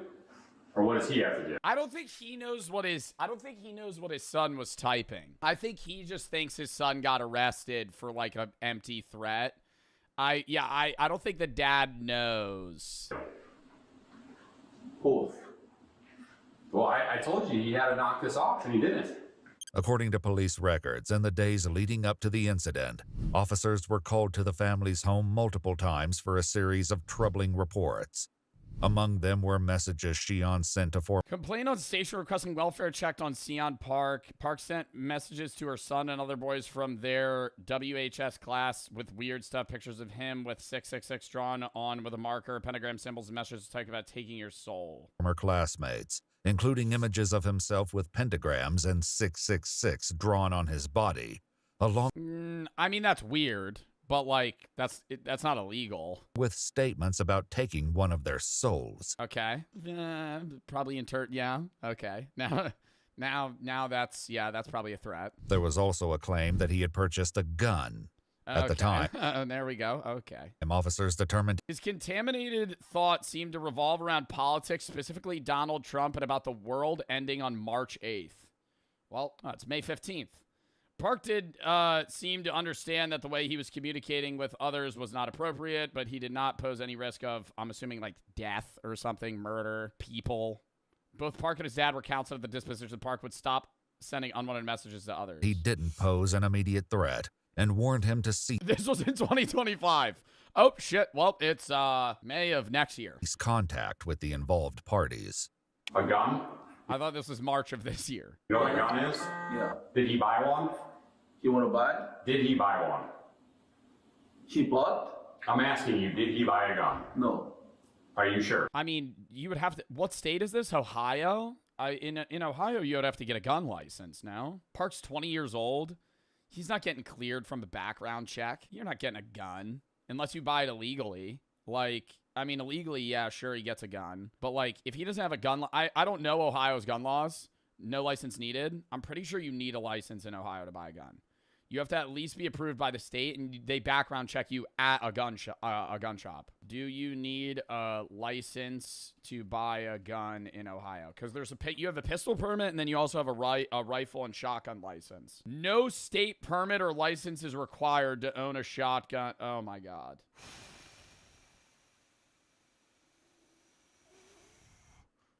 Wow. Ohio does not regulate assault weapons as a class, large capacity magazines. Ohio regulates class dangerous ordnance. Yeah, but like this website, I'm on NRA, but I'm not understanding. Permit to purchase rifles and shotguns, no. Handguns, no. So you don't need a permit to purchase or carry? No way. I feel like that would be like Texas, not Ohio. No state permit or license is required to possess or acquire a handgun, rifle, or shotgun other than what falls within the definition of dangerous ordnance. Sawed-off shotguns, firearms, zip guns, suppressors. So he could just go into a fucking building. They probably still do a background check, but you don't need a permit. Wow. Is that most states? I'm like applying like New Jersey, one of the most strict gun law states to like the whole US.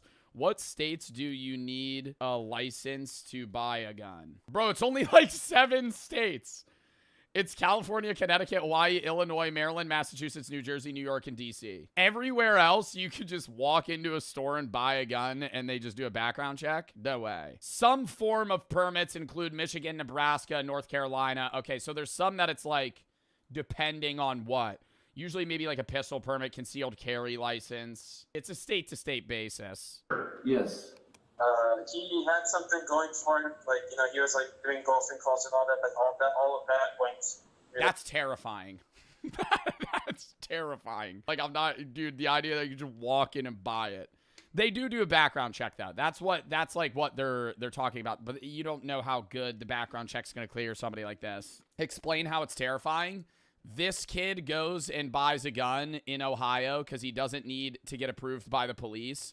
And the background check goes to the federal level. They clear him because they don't know anything about the state. What's going on with him, and then he gets a gun. Because no matter what, you're getting a background check on a federal level if like you've been accused of any other crimes.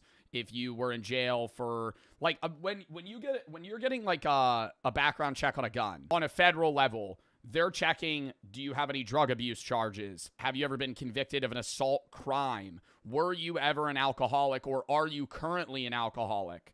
Stuff like that, because that's like you're getting denied for a lot of those, right? Or if like you've ever thought about, like, it's like long paper forms that you fill out. You can lie on them, but like they ask that shit. Yeah, you have any felonies is the biggest one. But this kid's never committed a crime, so it's like that's why it's worrisome, is that if he were to go, he could get cleared just because he's young and has no record, even if he is insane. Really bad, and ever since then, he's just been having a really difficult time accepting that it's gone really bad. I don't think it's a problem. Like, I feel like I have a pretty nuanced take about, like, gun laws. I think it's weird to just, like, you know, like, ARs or something. But, like, if you have, like, a situation where they're walling you off and you have to apply and then you get, you know, approved by, like, your specific state and then you get approved federally, that's different. You know, you hit 3 mil on what? On what, stream? Did I really? Oh, no, it rounded up. Still dub. That it shows that it's rounded up. But we're still 45,000 away. They round up usually on apps. Still a dub, though. Oh, fuck. Oh, I didn't even finish what I was saying. I feel like I have a nuanced take about guns. Like, I think, like, guns for home defense and all that shit, perfectly fine. Right? I just think, like, there should be walls to that shit. You know what I mean? Like, I think it should be a 9-month process to buy a gun. I don't think it should be as simple as going into a store and getting one. Like, I think you should have to, like, get checked, get cleared, get scanned, get checked again, and then you could go into a store and apply, and they do a background check, and then you're good.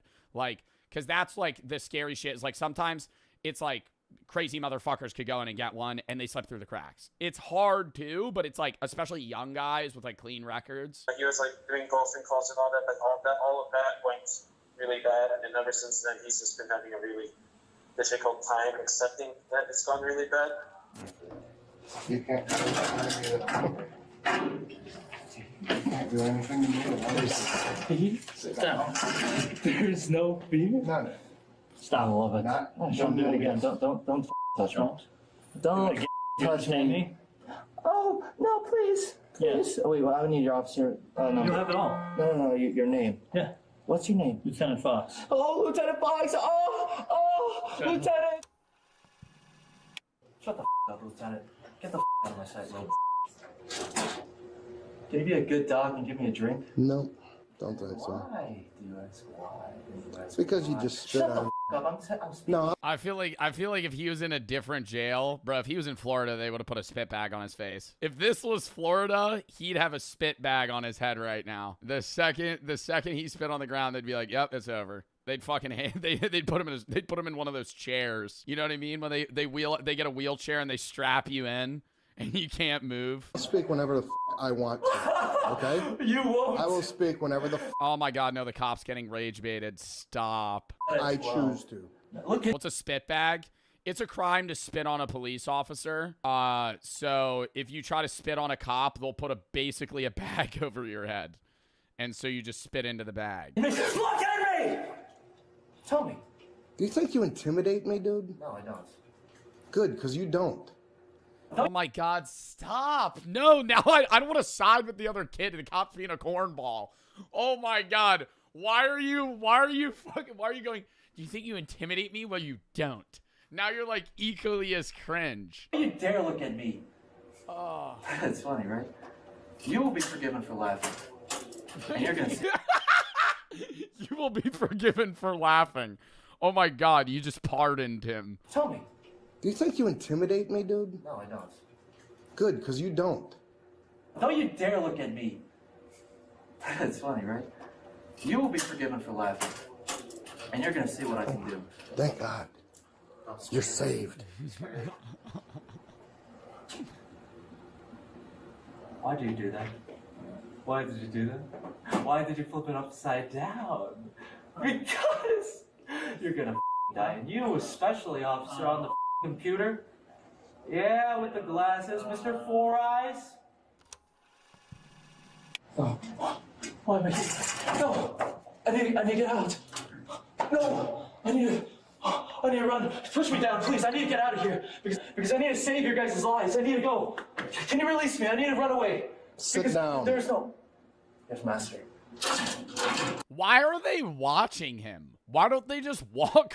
Like, why are there like three? I feel like they're doing this for entertainment, bro.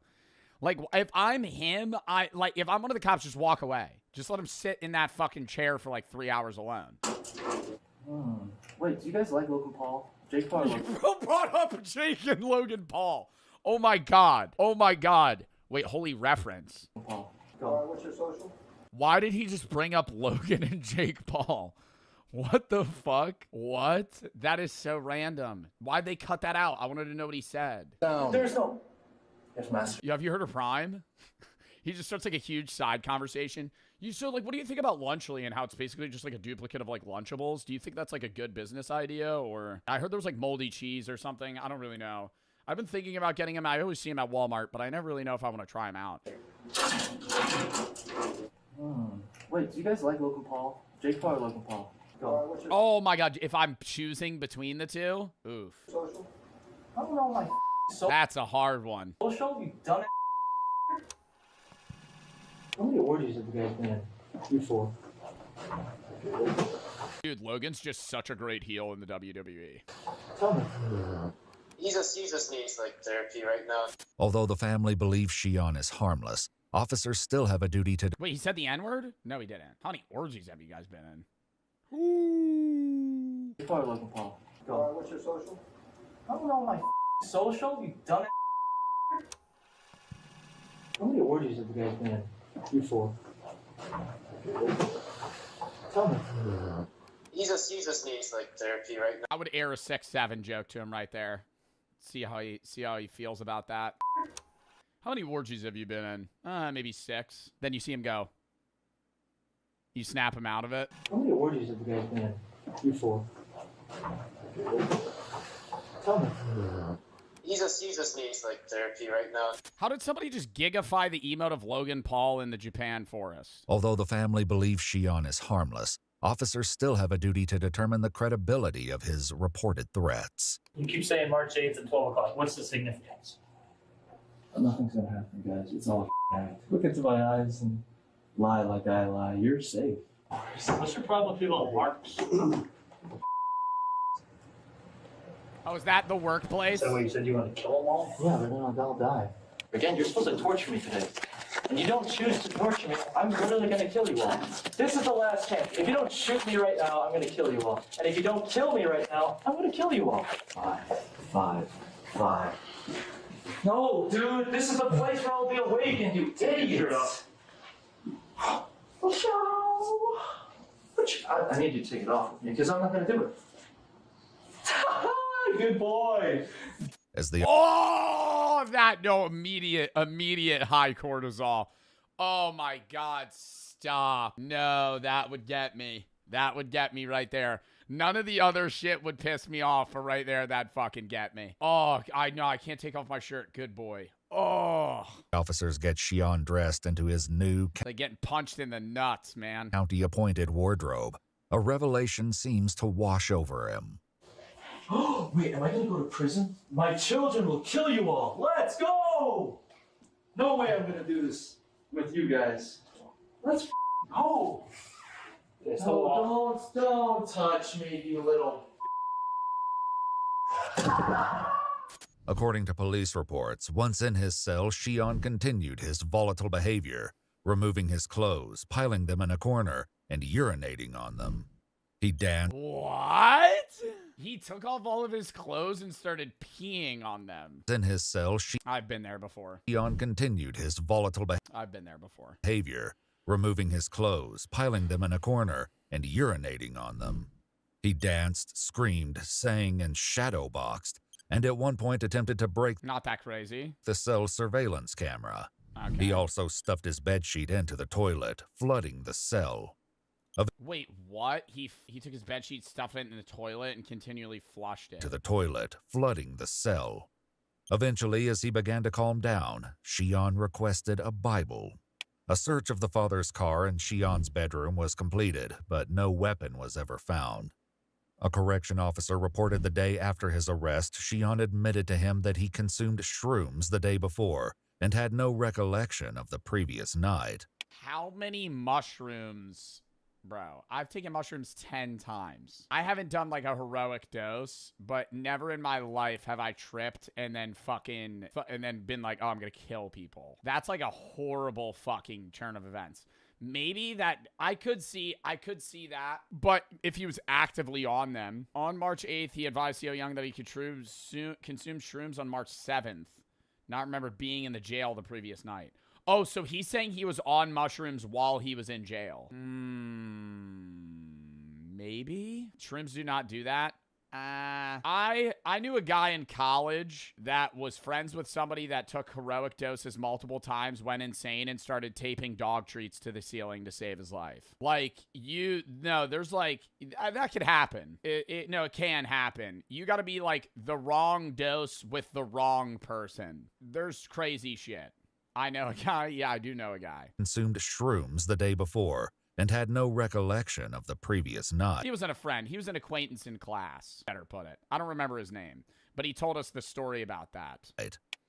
Who's the guy? Don't know him. It was in my History of Modern Philosophy 2 class. He sat one row in front of me and one row to the left of me. I talked to him every day, and when we got on the topic of shrooms, he said that his friend took multiple heroic doses and started taping dog treats to the ceiling, and now he can't hold a job. Shion was banned from all Mark's properties. If I give you water, you're going to kill us, but even though you requested water. Yeah. According to court records, Shion Park was charged with 2 counts of harassment with a bodily substance, 2 of aggravated menacing, 1 count of vandalism, and 1 count of intimidation. After a psychiatric evaluation, Shion was found not guilty by reason of insanity. Get the full story without the Yeah, I mean, if he took shrooms, that actually explains it somewhat. It really depends how much. Like, he could not have been with it. Like, if he took, like, a heroic dose of, like, fucking penis envy or, like, enigma mushrooms, yeah, you'd probably lose your mind for, like, 9 hours. But, to the point that he ends up getting arrested, then I feel like he would be, like, curling in a ball rather than living in that, like... I don't know. Maybe he did think he was in like a reality where everybody was going to die at midnight. Like he could have convinced himself of that, but he was texting his coworker that he wanted to kill everyone. And days prior, he was already threatening about a gun. It like half explains it. I hope he's mentally okay, man. Genuinely. That's pretty scary. Somebody said shrooms don't do that. He is undiagnosed, needs intense medical treatment. I think if you have, here's the thing. People that take, no, shrooms won't do that in itself. But if this guy is already undiagnosed with like, not saying schizophrenia, but say this guy is undiagnosed with like multiple medical disorders, and then he takes mushrooms, those are going to get amplified so drastically. Like, that's why it's like, if you're like predisposed for like schizophrenia, you're not supposed to ever take hallucinogens because it could bring it out early. Like, say you have a parent that has schizophrenia. If you take mushrooms, that could be like really bad. Like, so he, especially his dad seemed like he didn't really get what was going on. So I'm assuming the dad probably never got him like to a psychiatrist when he was younger. You know, first manic episodes these cops have ever met. Yeah, they did get rage baited pretty quickly. I don't know. Ugh. He seemed so with it, though. Like, with it, but also, like, out of it.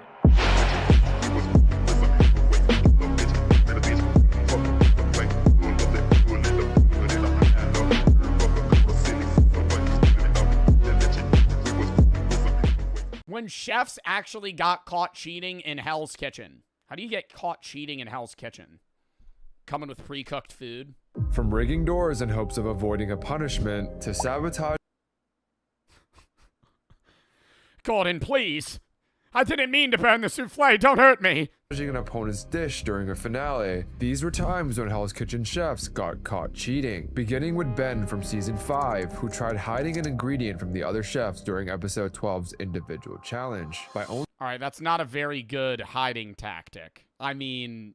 that I feel like hiding it would be like putting it away in a drawer Just put a fucking hand towel over the fucking bottle. Episode 12's individual challenge. By only using their taste buds, each chef competed to see who would come closest to recreating Gordon's fish stew. And although it was implied that everyone had equal access to the ingredients, Ben decided to bend the rules. As everyone else grabbed whatever liquor they thought would recreate the stew, Ben did this instead. Right when I tasted Chef Ramsay's dish, the first thing I tasted was Pernod. Not that he's willing to share this information with anyone else. However, Gordon... I wouldn't say that's cheating. I feel like if you're in a competition where everybody gets the same ingredients and you have to taste something and use it, I think it'd be cheating to be like, I'm not going to give it to you. But I don't think it's cheating to be like, I'm just going to hide this shit. You should have been quicker, you know? And saw right through his scheme and called him out. Ben, your alcohol is community property, yes? Yes, I just was... Yeah, I don't care, you shellfish bastard. No. Yeah. Even his opponent was left with a... See, but Gordon's probably not going to dock him for it. He's just like, you're being a... It is a bitch play. I think we could agree on that. Like, hiding the ingredients from your opponents is lame as hell. Is it cheating? No. Is it... Because they would have to actively say it. It's lame as fuck. It's really cringy. Like, I would hate that guy if I was a competitor. But I'm not going to be like, no, he cheated. Sour taste in her mouth. I was shocked by that. I could have played that caddy game, but I decided that that wasn't the noble route to go. But despite going to such lengths to protect his secret ingredient, he still lost the challenge. Another chef who got karma rightfully served to them. I feel like I was waiting. These are like realistic ways of cheating. I feel like I was kind of expecting somebody to be like, Jeffrey took Matt's souffle into the kitchen and ended up pooping in it. To make it taste worse, he ended up grabbing a bottle of fucking deer piss and dousing it in it. For cheating was Tiffany from season 10, who thought that she could sneak burnt pizza past Gordon Ramsay. It's burnt, look. Just cut that part off. Who gives a shit? Unfortunately, That looks like a DiGiorno pizza.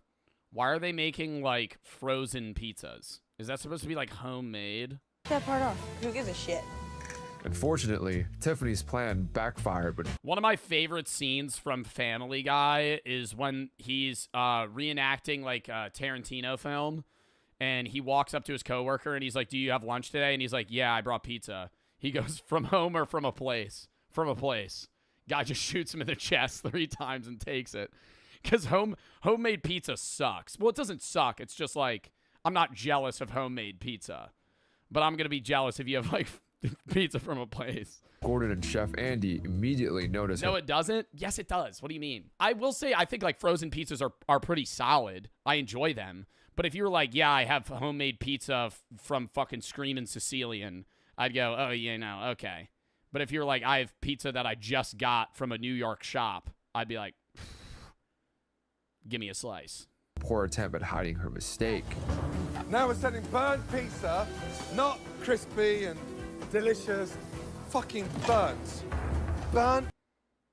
Honestly, I would eat that. I feel like I've been served pizza from restaurants that are this burnt. I like a bit of crisp. This is a little too burnt. I would rather it be brown. It's like pale. This one's probably gonna have some flop on it, and then it's burnt on the outside, so it's just badly cooked. But I would still eat this. Burnt. Burnt. I've burnt my pizza before really badly. Because, dude, the instructions on frozen goods are so bad. Have you guys ever made air fried chicken tenders? They'll tell you to put that shit in the air fryer for 350 for 6 minutes. That will be soggy and cold. That's not cooked. If it says 350 for 6 minutes, I'm putting it at 400 for 20. And it'll come out perfect. I'm like, dude, who the fuck is writing these instructions? Same thing with a pizza. So when you get a frozen pizza, it'll be like, put it at 420 in an oven for, say 10 minutes. I'm going to do double that. One time I was like, I want it really crispy. I'm going to put that bitch in for 25 minutes. Forgot about it. Came back. Char black. Hockey puck. Had to throw it out.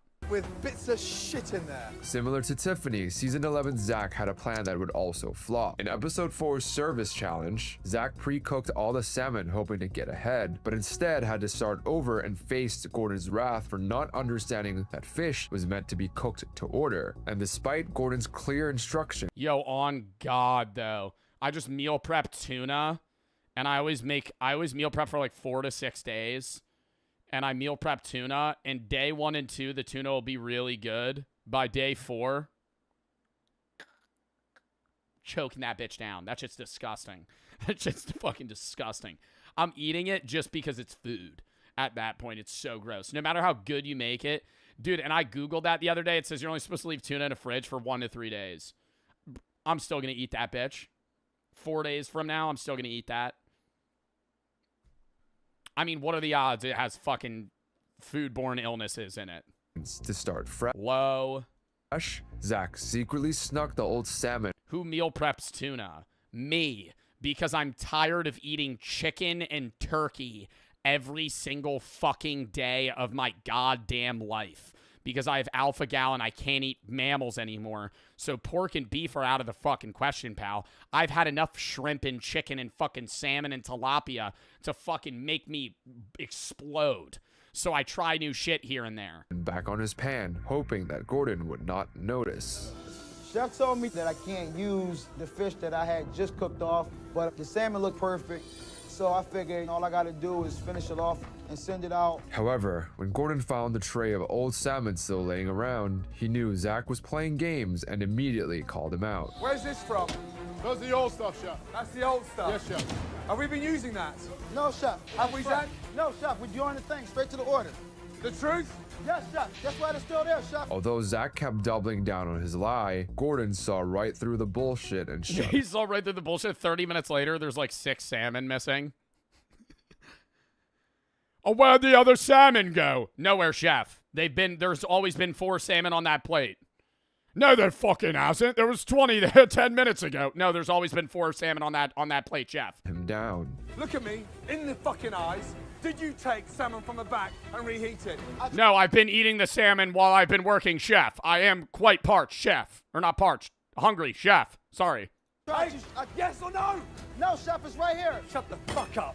Fuck off the salmon. But Zach wasn't the only one to test Gordon's bullshit detector, because during season 9, episode 2, Brendan made the same mistake with his sea bass. You've cooked the bass. Is your meat ready? No, Chef. And the garnish all ready? No, Chef. You've got to work as a team. Please. Gordon then instructed the blue team to coordinate their timing for the next order and explicitly ordered Brendan to fire up a new sea bass. But despite those instructions, he found himself questioning Brendan's integrity when he received the new quote-unquote sea bass just minutes later. Brendan? Yes, Chef. Is that the same bass? No, Chef. You didn't start a fresh one? Yes, it is. He pops it in the microwave. Chef. So where's the old one then? Threw it away, Chef. Show me. And when Brendan could not find the sea The phantom search. The phantom search in the trash can. Like when you look for your homework in school. Oh, I must have left it at home. You know it's not in there. bass he supposedly threw away, Gordon continued to press him. I'm going to ask you one more time to tell me the truth. Is that the bass from 10 minutes ago, or is that a fresh one you cooked? When Brendan finally confessed to his deception, Gordon decisively puts him in his place. You do that to me one more time, trust me, fuck the elimination. I'll send you out there and then. Let me tell you that. Yes, Chef. I kind of hope Gordon Ramsay starts calling people chud. I feel like that'd be really funny in his voice. What are you fucking doing, you chud? You sitting here thinking you can fucking give me that sea bass? Recooked it. It's the same fucking sea bass. Won't happen again. And while Brendan was caught cheating to save himself, Andrew from season 1 was caught cheating to help his team. After losing episode 6's challenge, the blue team's second punishment was having their storeroom locked for the entire dinner service, making things more difficult by having to enter a code every time they wanted to grab something from inside. I'll give you the combination. C1. They'd probably just leave the door cracked. 690Y. Log it. I'm saying it once. Let's go. While his team rushed over to get the storeroom open, Andrew had a brilliant idea. What do you want? Give me the tape. Give me the masking tape. Just fucking do it. Just give me the masking tape. Oh, I gotcha. But luck wasn't on. Bro, I don't think that's cheating. aside, as sous chef Scott immediately caught him in the act and gave him a piece of his mind. You fucking guys fucked it up, you get a punishment. You don't fucking rig it so it works for you. You blew it, pay the consequences. Got it? Yes, sir. Just like Andrew, Adam from season 14 immediately confessed when he was exposed on episode 3's team challenge, where he realized that his risotto would not be ready in time and asked to use Millie's rice as a substitute instead. This risotto is just not getting done. I thought I left myself enough time. 3 minutes to go, chef. Do you have enough rice to go for 2? I got that. Yeah. And when it came time for Adam's dish to be judged, the team needed both his and Millie's dish to get a point to win the challenge. However, the guest judge made one observation that put Adam on the spotlight. How did you guys both wind up with rice on the dish? Did you guys share on that one, or? Did you take some of Millie's rice? I'm sorry. I'm gonna cut the bullshit. Bro, why? I feel like they get so... Why do they get so angry? Do you think Gordon actually gets upset at this? I feel like he fully has to upplay it. There's no way he deadass cares that much. Did you take Millie's rice? Yes, sir. After confessing, Gordon revealed that Adam broke the rules and thereby lost the challenge for the blue team, which also happened to be the team that season 10's Robin tried to steal from. During episode 7's dinner service, Robin overcooked her beef and ran out of extras to fix her mistake. As a result, she nudges her teammate to try and steal some from the blue team.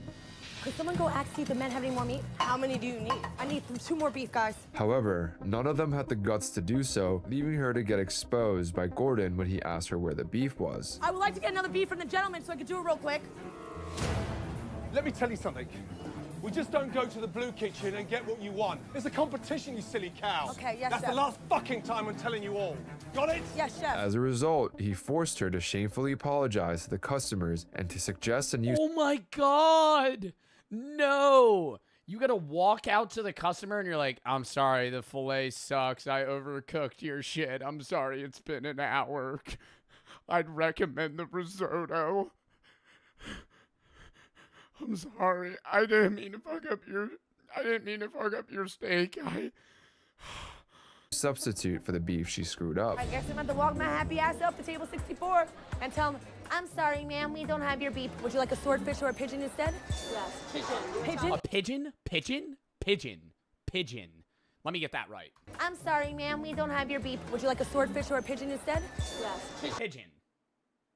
People eat pigeons? Pigeon? Okay. Perfect. I'm not eating a pigeon. I'll have the swordfish. Robin still looked like a genius in comparison to Siobhan from season 7, who unintentionally cheated during episode 2's egg challenge, where each chef was paired to cook 4 different types of eggs in under 5 minutes. But that would be really funny if they were like, Maria ran out of pigeons for overcooking them, so she went out to the back with some cornmeal and snapped one of their necks. From then on, she actually she went outside and actually killed a fucking live pigeon to try and feed a customer. For Siobhan, Gordon specifically requested that she tackle the challenge alone as her team was 1 person short. However, all it took was her teammate Autumn asking her to join forces for her to completely abandon those demands. And when it came time for Gordon to raid her eggs, Siobhan exposed herself after failing to give him a straight answer. Just answer me the question, how long did he cook them for? Oh, because she doesn't know because she's not the one that just cooked them? My teammates helped me, Chef. Your teammates helped you? Yes, Chef. I asked you to work on your own. But instead of owning up to her mistakes, she threw the blame on her team. I should have pushed her out of the way, and I'm so mad at myself that I didn't. I mean, why are we crying? I'm so mad. I shouldn't have listened to the teammates that were forcing me to do something that I should have known was wrong to do. In the end, Gordon gave her just 1 point for only managing to cook 1 of the 4 dishes. The ironic thing is that Siobhan got berated for cheating, unlike Michael, who somehow got away with what might be the craziest cheating story in this entire video. In the oh my god, they never caught him? Finale of well, season they know, but I'm saying they never like docked his points. 1, the final 2 contestants, Ralph and Michael, were each running their own sides of the kitchen during a practice service. When it was Ralph's turn to run the pass, the command station where he would be calling out orders and checking every dish before it left the kitchen, Michael saw an opportunity to expose his opponent's weakness. I'm trying to see how many can go without having crab in them. What are you talking about? It's my risotto. I wanted to make risottos the whole night without crab. I was just seeing what I could slip past Ralph tonight. To Michael's satisfaction, Ralph Wait, what? So he just wasn't adding a needed portion of the dish, and Gordon never knew? failed to spot the mistake, even after Gordon gave him a subtle hint, allowing the dish to be served. Ralph, have to taste. I tasted it. You tasted it, yeah? Yes. Oh, so he's not really cheating. He's just failing to see that it's wrong. I was just sort of laughing like, I can't believe he's letting him go like that. Just as Michael hoped, the dish got sent back to the kitchen, fulfilling his scheme and getting Ralph in trouble with Gordon. The risotto is bland. And then he's telling me as well, how could you call it a crab risotto without crab in there? There's no crab in there at all? There's no crab in the risotto. Did you taste it? Yes, I did, but I didn't. Come on, big boy. Taste it. And when Ralph attempted to expose Michael's sabotage, Gordon swooped in to throw the blame back on him. Michael, what are you doing to me? What'd I do? Well, because I think originally Gordon would have been mad at him for trying to con Ralph, but I think he wanted to see it play out and be like, dude, you couldn't taste that there wasn't crab in that, because that's even worse. If you're supposed to be a chef that's serving good meals and you don't know that the meat in the dish isn't there. No crab in the crab risotto? Ralph, Right. you should know that. Yeah, that's why you've got to taste everything, yeah? You're in control, you're in the driving seat, and you should spot those kind of things, yeah? Instead of getting criticized for his devious actions, Michael was met with Gordon's surprising approval. Michael had Ralph look stupid and took him down big time. That was an interesting lesson. But Well, I think equally Michael probably would have gotten shit on by Ralph and Gordon if Ralph noticed. I think that's the thing. I don't think this is cheating. I think this is like kind of like a test where if Ralph noticed, it would have been really bad for Michael. very clever move from Michael's behalf. Gordon was so impressed, so much so that sabotaging contestants at the pass became a regular feature in future seasons. You just sent out 2 fucking risotto, there's not an ounce of asparagus anywhere, and it was done with a spinach puree. You've got to taste, Dave. Yeah, chef. Oh, so other people started doing it in future seasons? That's nuts. All right. That was a fun video. Anyways.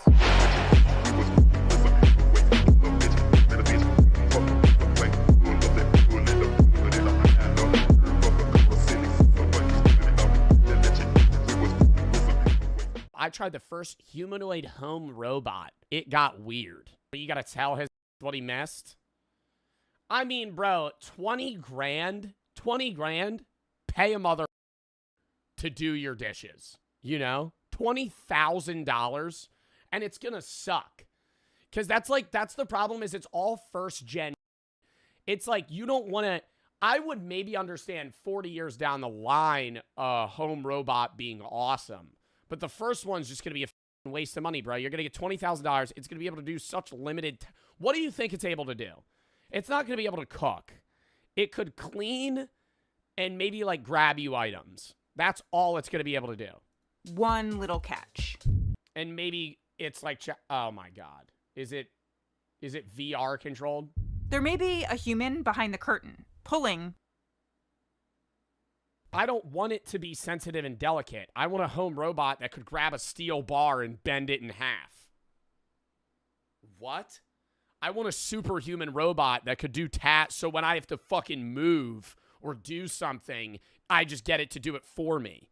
When I'm like, Hey, Neo, could you actually cut the vegetables for me?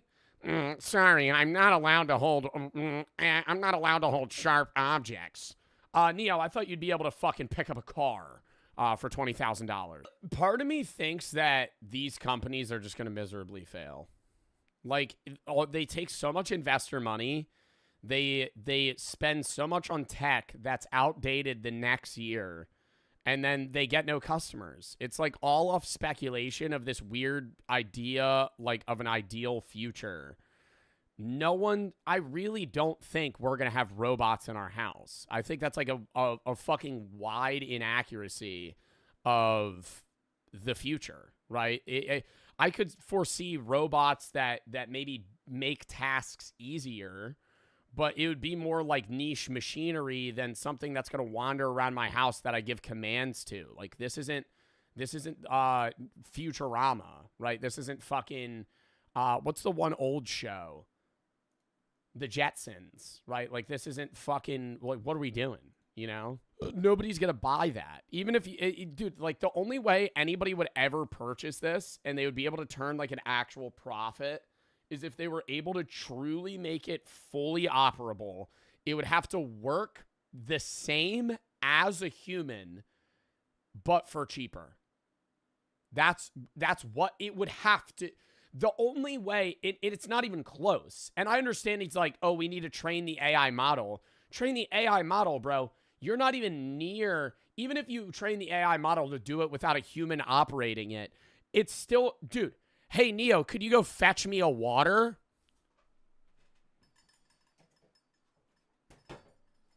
Two seconds.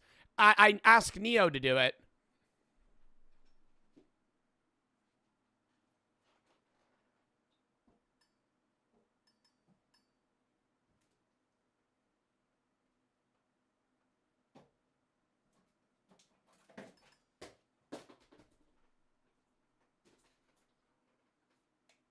Doesn't shut the door. Like, you gotta be fucking kidding me, bro. It's just gonna take. Why? I don't need, like, I understand it makes your life easier, but it's like, bro, I'm saving 15 seconds and I'm spending 20 grand. Like, even if it was $5,000, the average home, even a middle high class American income wise, they're not gonna fucking buy this. It'll wipe my ass. That's what hey, I want Neo to wipe my ass. That's what I want Neo to do. I don't want to, no, I want Neo to wipe my ass. That's what I want Neo to do. Well, what the fuck? Neo's gonna do everything in your house. Can Neo walk upstairs? That's a question. Do you think they've answered that? Is Neo a one floor type of guy, or is he able to move room to room? If there's a lip on the ground, is he gonna fall, or what's happening there? Yeah, he can. I really don't. I doubt Neo could walk upstairs well.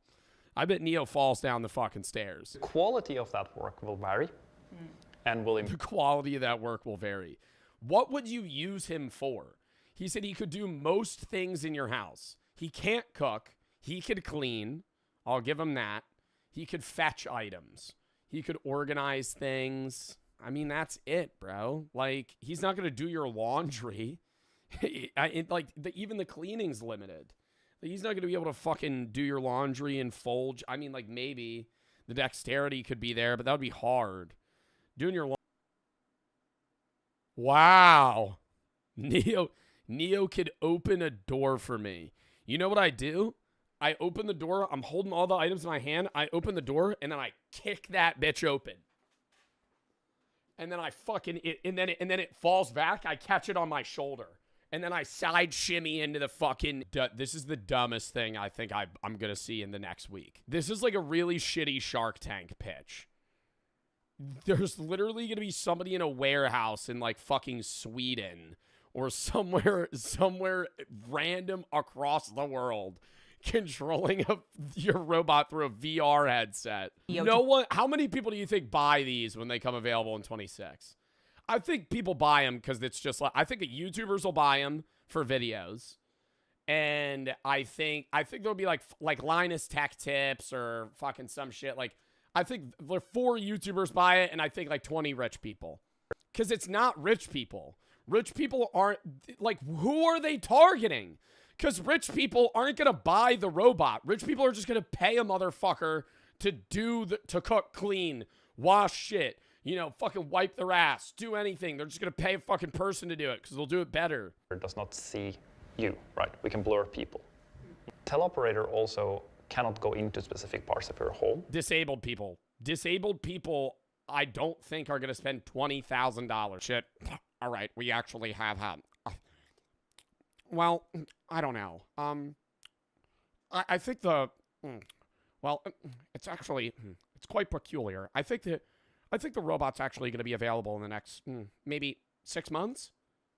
Elon Musk says that every 6 months. Every 6 months. Or in the next, maybe year, there's going to be another, we're going to have self-driving cars everywhere. And you're going to have a robot in your house that'll... What product in my house could do something dangerous if it decided to do so? Was my toaster going to activate itself? The stove's just gonna turn on.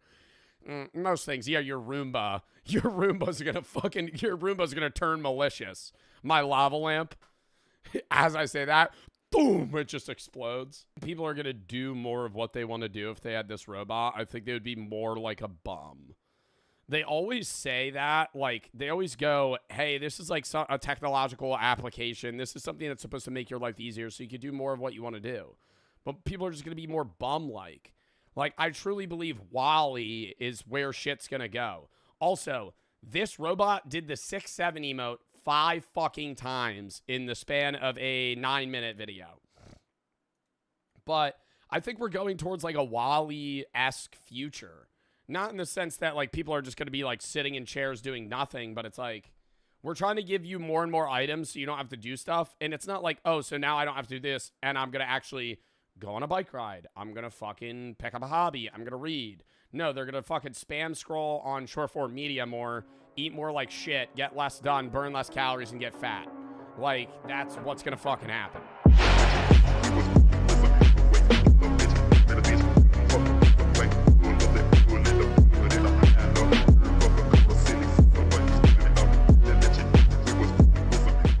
Regret this. Film school and art degrees, they're a big gamble. Like, there's way more people majoring in that. I'd hope so. Really? What's the worst that's gonna? What's the worst that could happen? They're dead. They're dead. If you're a mortician, it's like the body looks weird. Like, you're not gonna kill. It's not like you're an anesthesiologist. Worst thing that could happen, you bring them back to life. Oh shit. You forgot your training? I didn't know it. And he's just like a dead body just walking out of the morgue. Then jobs available.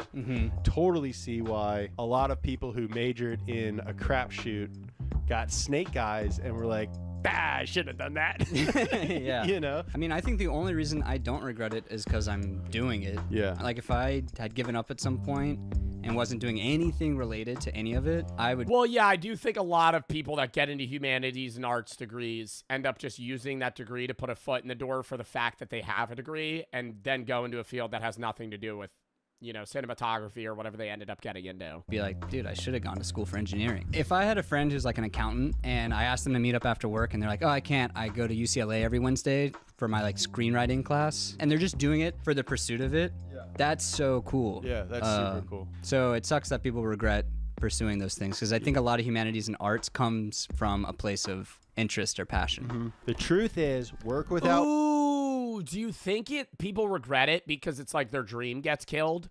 Like, they go to school for like acting, performing arts, and then they fucking fail like miserably. Oh. So it's not even like, oh, the pay or they don't like their job. It's just like, I literally could not get cast in any role at all. Without will and work without direction only makes you a beast of burden.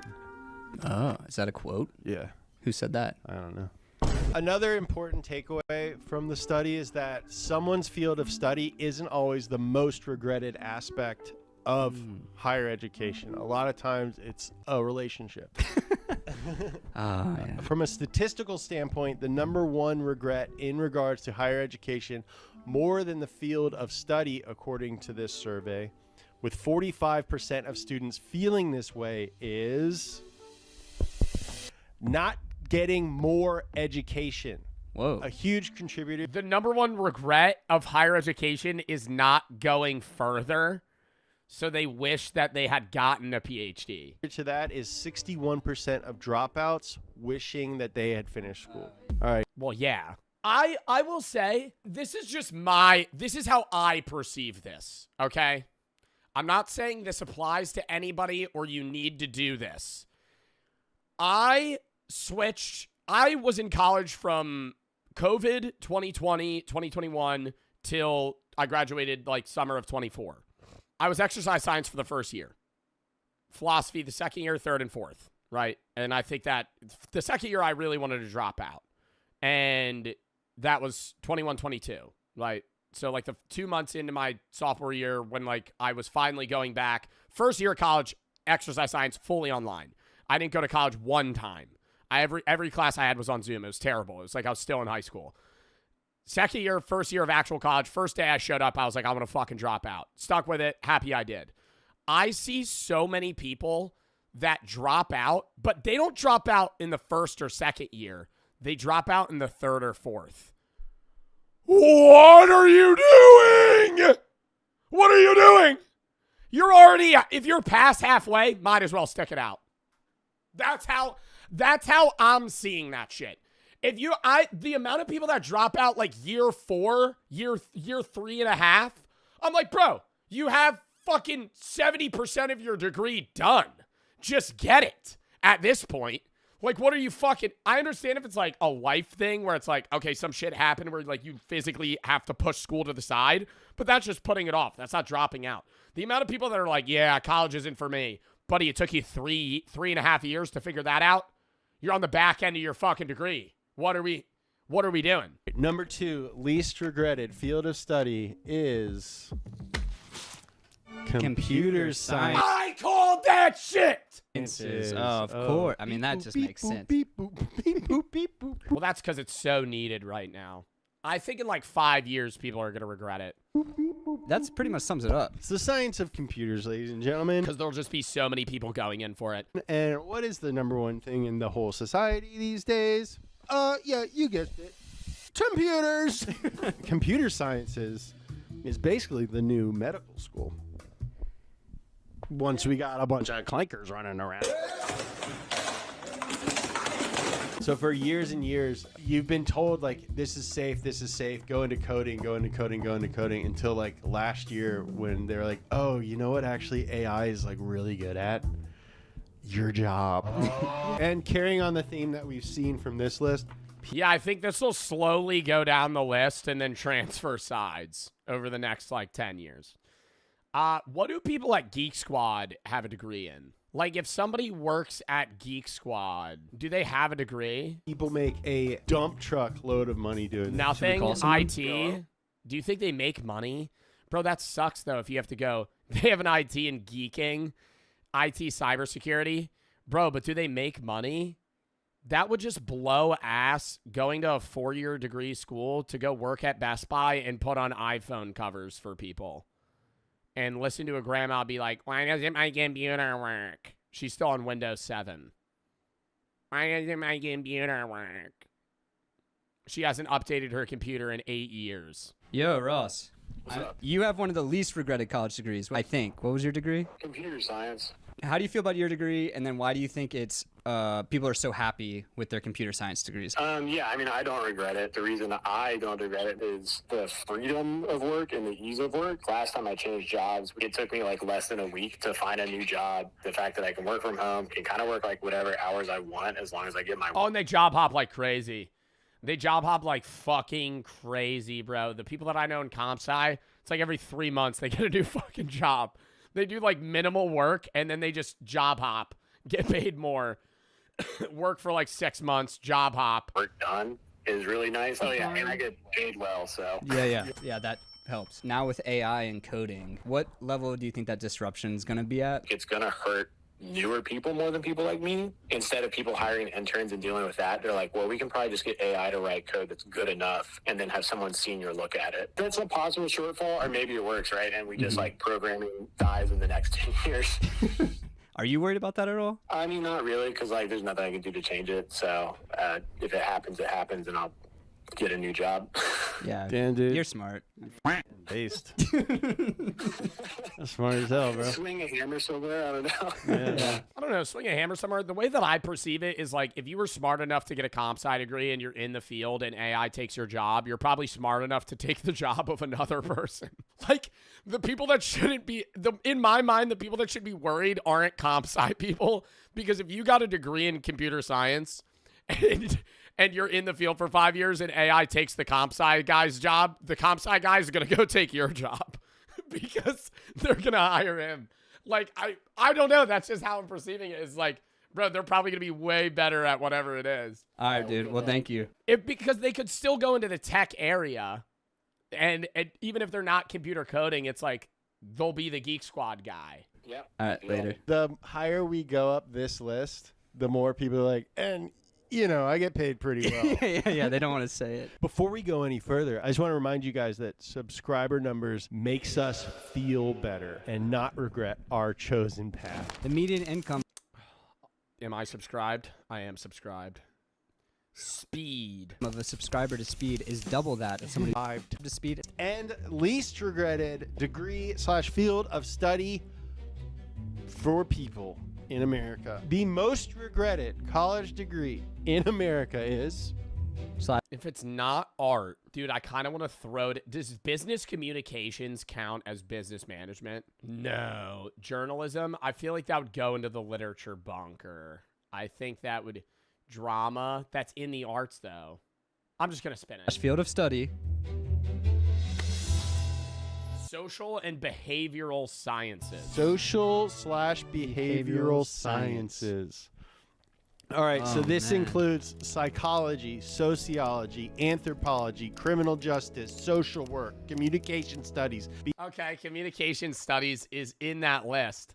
I'm shocked psychology's up there. Sociology, I get being there. Anthropology, yeah, probably hard to find a job in anthropology. Very fascinating majors, though. I love psychology, sociology, and anthropology. I get communication studies and social work not probably doing well or making a lot of money. Behavioral science and international relations. I'm just imagining a psychologist. June said, and I'm cooked. Working at a...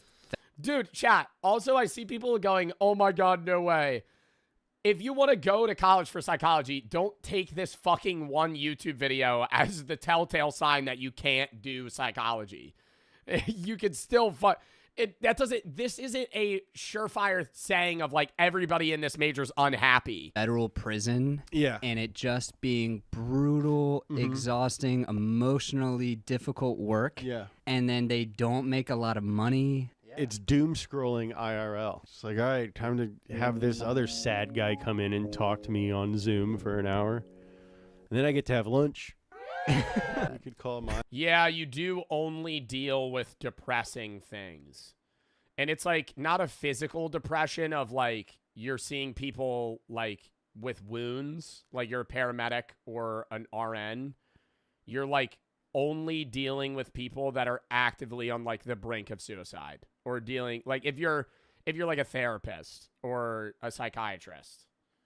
Like you only deal with people that need, and it's like you're doing good, but it's like I can understand the mental deterioration of like, okay, this is like taxing my body. You get to help them. Yeah, you get to help them, but imagine like 8 years into your job, every day they're never being good news. Not never, because you are helping people get better and slowly you get to witness them like kind of grow and flourish, which is awesome. But it's like every day you're also getting new clients that are also like it's an endless loop of like pulling people out of the mud, and then you get them out of the mud and there's another person that falls in, and then you pull them out of the mud, another person falls in. Like you're doing great and you are changing the world, but from your perspective, it feels like you're doing nothing. Therapist, but I think that'd be weird. Yeah, I don't think you're supposed to do that. Yeah. You'd be like, hey, do you regret your degree? Yeah, you're the number one most regretted. Your job is the most regretted degree in the world. How do you feel about it? It's like, oh, I guess I do have some regrets. Maybe I'll call my therapist. It's harder than ever to give young people advice on what they should do after high school. There was a time when the smart move was simple. You go to college. It used to be that simple. It literally used to be just go to college. Study didn't matter. Now it's like it's a lot more complicated. And it's so new that that's an issue. Like this is the 21st century's issue, right? In the 90s, 80s, 70s, it was like you could still go to college, get a great job. Yeah, you could still do that now, but there's so many options and no time to figure it out.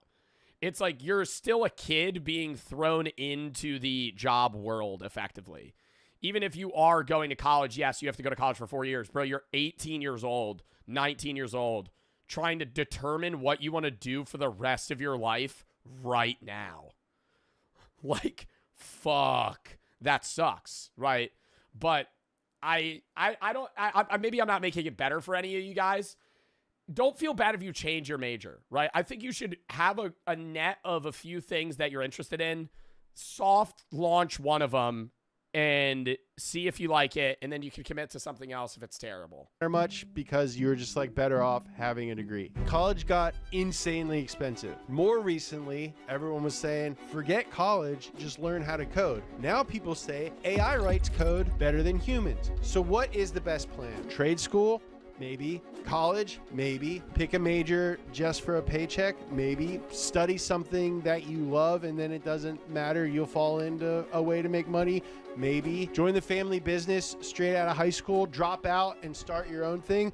Honestly, I don't know. All of those. It's so person to person because it's your interests and also the connections that you have.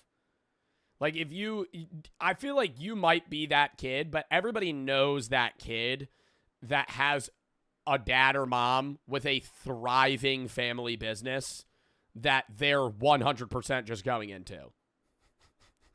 Like your dad owns a golf course. You're going to own a golf course.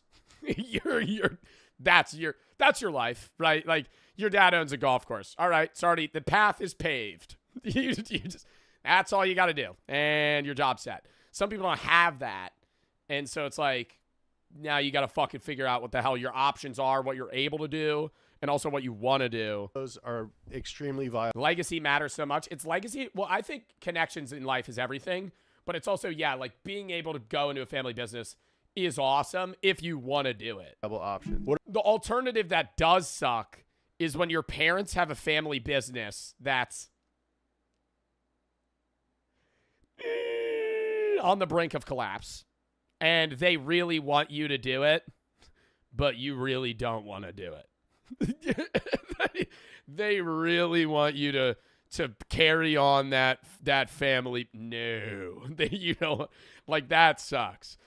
Trying to weigh those options. What I do know is this. Like a pastry shop. Well, sometimes that's awesome if you really want to get into it. But yeah, like restaurant business.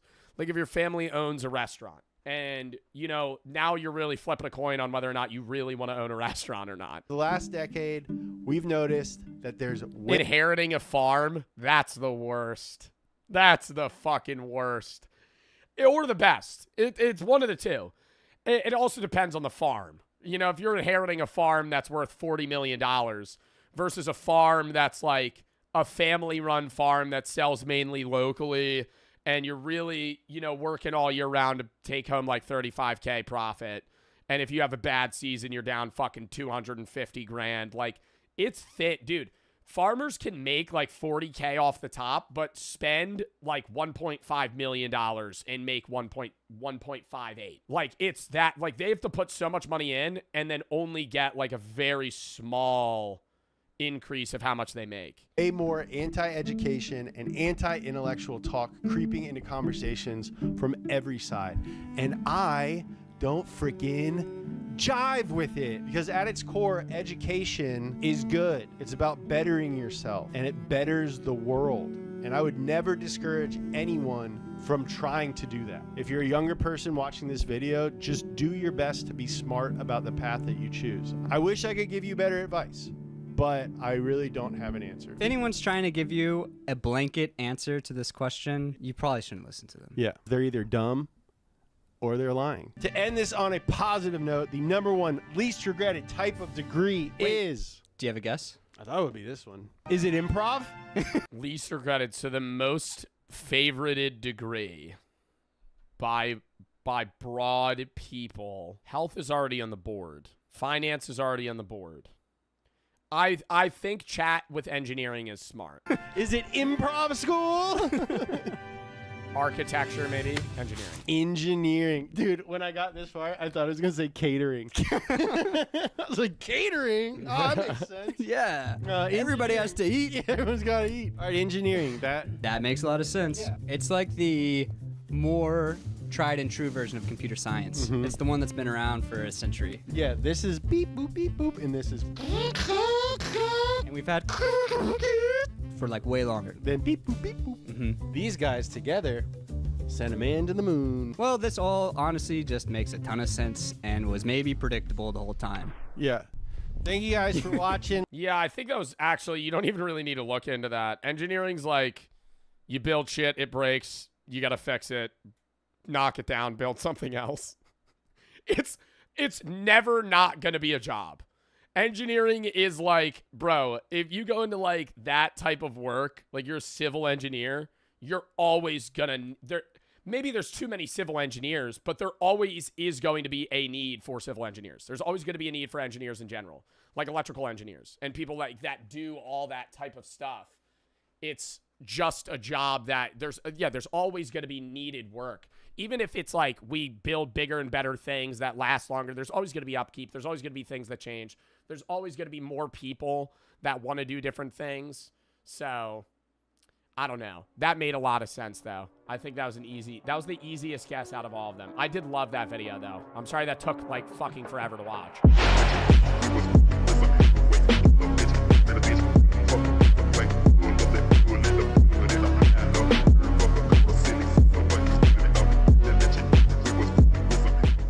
How Wawa is beating fast food companies at their own game. Before we even get into this chat, who knows what Wawa is? Who knows what Wawa is? If you don't, it's basically 7-Eleven, but better. It's a superstore gas station. I would say the equivalent of a Wawa. Wawa's like northeast/east. I would say for like southern people, Buc-ee's. Buc-ee's a lot larger, but people perceive Buc-ee's as the same way that people in the northeast perceive Wawa. A very loved store, right? All the athletes, you know, get sponsored by Wawa. Most Eagles players are sponsored by Wawa. Not most, but a lot. Steak shorty. My bag. Hello, would you like to try a sample? How are you today, sir? Do you have a rewards card today? It's Sample? They ain't ever dealing out samples in Wawa. That was straight for the video, bro. That pissed me off. There was never somebody Kim outside of fucking Wawa handing out samplers. Would you like to try a sample? Never. How are you today, sir? Do you have a rewards card today? It's 10 a.m. on a Monday, and we're at a Wawa, one of America's largest convenience store chains, right outside of Philadelphia. 8:30.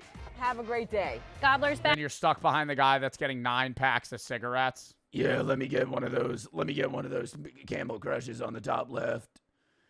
Yeah. Do you have any of that? Do you have any of that Red Man chew? Oh yeah, I'll get one of those. Yep. Then he pulls out a wad of cash, but it's unorganized. That's a casual experience at Wawa. Pulls out a fucking wad of cash.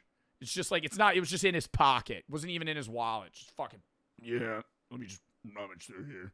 Just pulling out fucking a $5 bill, a 20, a 10, a 50. He just has it all. Today's the first day of the Gobbler. Oh, don't get me started about I'm a Gobbler hater. Dude, the Gobbler is this, if you don't know, okay, see, I'm talking about this like people know what this is. The Wawa Gobbler is this big promo they have at this store, like, for a month straight. And they're like, dude, come get the Gobbler at Wawa. And they get, like, Saquon Barkley and Jalen Hurts to be like eating the Gobbler. Yo, it's fucking disgusting. It's an entire Thanksgiving meal in one sandwich. It's limited time offers inspired by Thanksgiving. Food has helped Wawa build a yuck. Fiercely loyal fan base. What some call a cult-like.